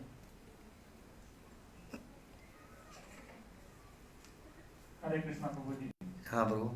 जैसे आपने बताया कि महाराज युधिष्ठिर भीष्म पितामह से पूछे थे हाँ कि ऐसा कोई व्यक्ति है क्या जो मतलब मर के दोबारा जीवित हो गया था? हाँ तो ऐसा कोई है? हाँ है, जवाब है, लेकिन वो मैंने महाभारत मतलब 4-5 साल हो गए पहले पढ़ी, लेकिन उसमें एक एग्जाम्पल है, एक मरकर जिंदा हो गया, मतलब यमराज यमदूतों से एक बार भूल हो गई ऐसे। और अभी एक साउथ इंडिया में घटना बनी है, दिल्ली के प्रेसिडेंट का नाम क्या है? स्टॉप कैलाश, स्टॉप कैलाश के प्रभु जी नाम बहुत अच्छा, स्टॉप कैलाश, मोहन रूप प्रभु ने एक एग्जाम्पल दिया। साउथ इंडिया की एक सत्य घटना है, सिटी तो मैं भूल गया, उसमें एक व्यक्ति आया और बुक टेबल गीता लिया और रोने लगा जोरदार से, गीता को पकड़ के ऐसे। बोला रोते क्यों तुम? तो उन्होंने घटना बताई। घटना ऐसी है कि वो मर गया, यमदूत ले गए उसको, लेकिन उसके जीवन में कुछ भक्ति के बहुत सारे पुण्य कर्म थे। तो यमदूत देखा यार ये तो गलत व्यक्ति को ले आए विष्णु, अरे यमराज ने, ये सत्य घटना बता रहा हूँ, ये अभी की बोल रहा हूँ।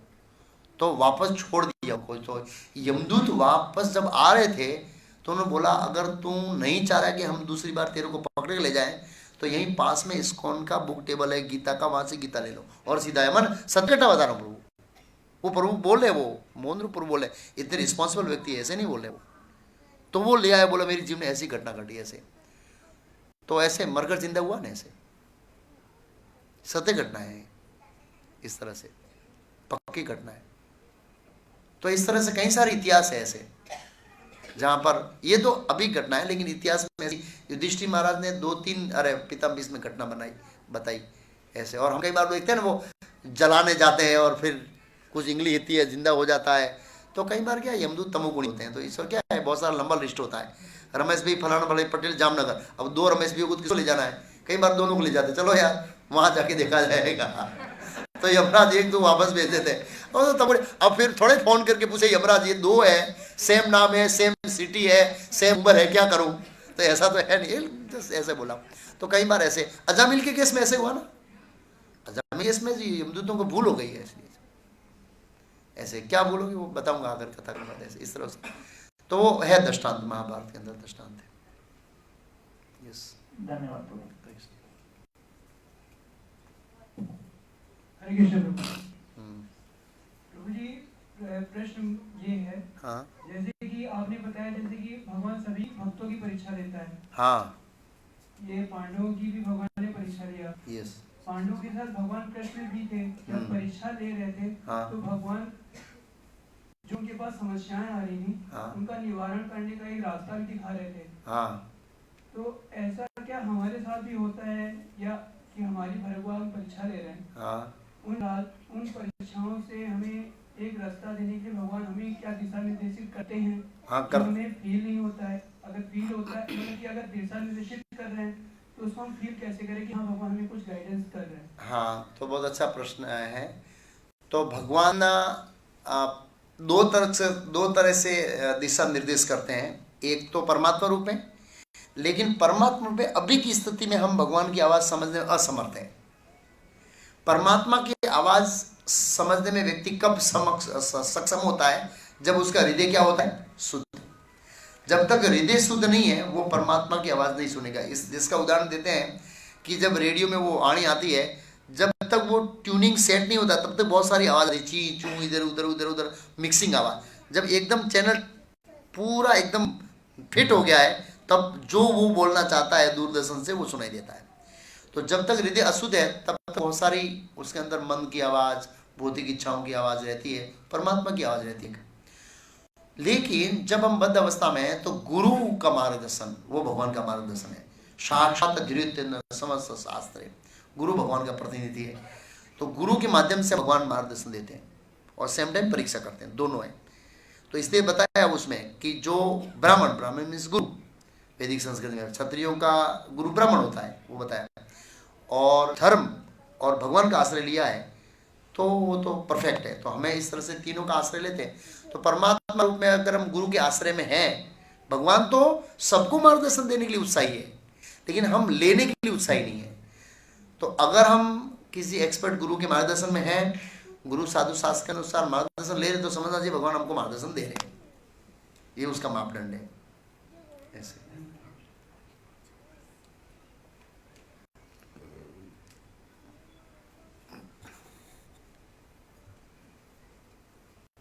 हरे कृष्ण, बहुत बहुत धन्यवाद को करने के लिए। मुझे आपने एक एग्जाम्पल दिया, एक उदाहरण दिया कि जिस तरह से बरसात होती है, हाँ। बारिश की बूंद पड़ती है तो नीम के पेड़ पे भी पड़ती है और आम के पेड़ पे भी पड़ता है। तो नीम का पेड़ पे पड़ता है, उसका जो गुण है वो स्वभाव के कारण उसका एक मिठास लगता है, एक तीखा लगता है।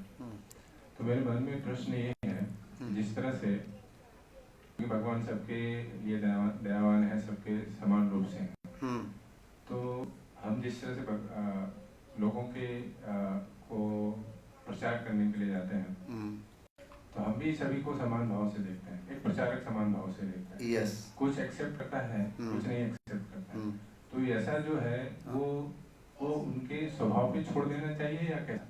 क्योंकि जैसा एग्जाम्पल यहाँ पे उदाहरण आया है, हाँ, तो उनकी इच्छा है, दिल की इच्छा है, वो लेना नहीं चाहता है। मतलब वो स्वभाव से इच्छा बनता है ना। एक मेरा स्वभाव है, उसके कारण मेरी इच्छा है, या इच्छाओं के कारण स्वभाव, दोनों इंटरलिंक है, इच्छा और स्वभाव। ज़्यादातर मुझे भक्ति करने की इच्छा नहीं है, इसलिए मेरा स्वभाव ऐसा हो गया है, तो मैं नहीं लेना चाहता।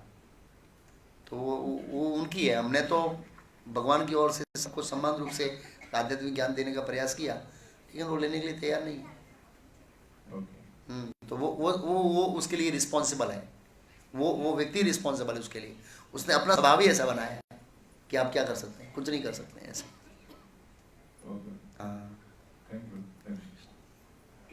यस ब्रो, पीछे माइक। हाँ, एक मिनट। हाँ बोलो। आपने कहा कि ब्रह्मा जी से लेकर नारायण छोटी सी चीटी तक भगवान के अंश है। हाँ, तो भगवान की वैसे क्या जरूरत है कि इतने अंशों में अपना विस्तार किया? हाँ, ये ब्रह्मांड बनाया, ये पूरा मारा खड़ा किया। नहीं, ये माजरा दूसरे कारण से खड़ा किया है, लेकिन भगवान ने अंश को क्यों बनाया वो पहले समझते हैं। तो याद रखना चाहिए कि हम व्यक्ति विवाह करता है, बच्चे क्यों उत्पन्न करता है? आनंद के लिए ना। बच्चे उत्पन्न करता है, परिवार को बढ़ाता है क्यों? आनंद के लिए।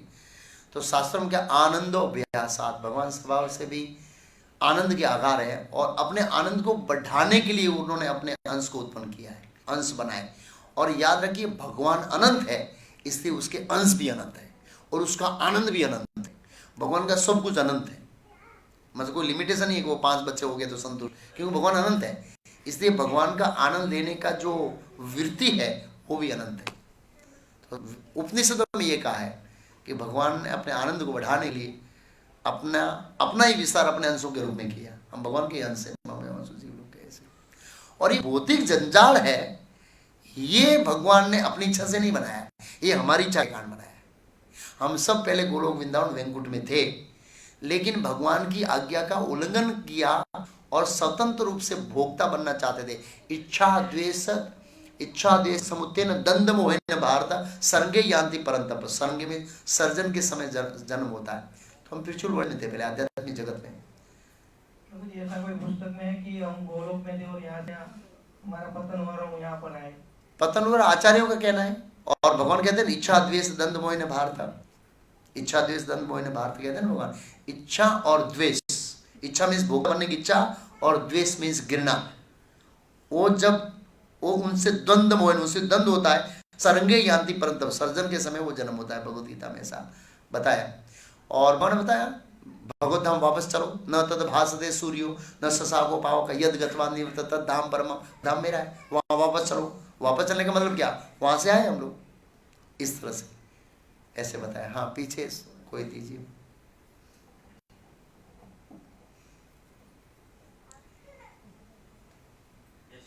हाँ गुरुजी जैसा आपने बताया हाँ। कि रात्रि पहर में स्नान करना वर्जित है। हाँ लेकिन मैंने बचपन से सुना है कि ब्रह्म मुहूर्त जो होता है वो 3:30 बजे के बाद ऑलमोस्ट स्टार्ट हो जाता है। हाँ। तो पहले जो महात्मा लोग थे, हाँ। ऋषि मुनि, हाँ। वो लोग तो ब्रह्म मुहूर्त में नहाते थे, तो रात्रि। हाँ ब्रह्म मुहूर्त में अलग हुए, लेकिन ये नंद महाराज ब्रह्म मुहूर्त से पहले चले गए थे, ऐसा लिखा है भागवत में। उससे पहले चले गए थे। उनको ऐसे आवेश आ गया कि ऐसा ना हो कि मेरे एकादशी का समय टूट जाए, तो उससे पहले गए। अच्छा, मतलब जो 3-3:30 बजे का जो टाइम होता है वो फिर रात्रि पहर में नहीं आता? नहीं आता है, ब्रह्म मुहूर्त तो वह तो नहीं आता है, उससे पहले गए, ऐसा लिखा है। काफी रात्रि थी, उससे पहले चले गए थे। अनाउंसमेंट।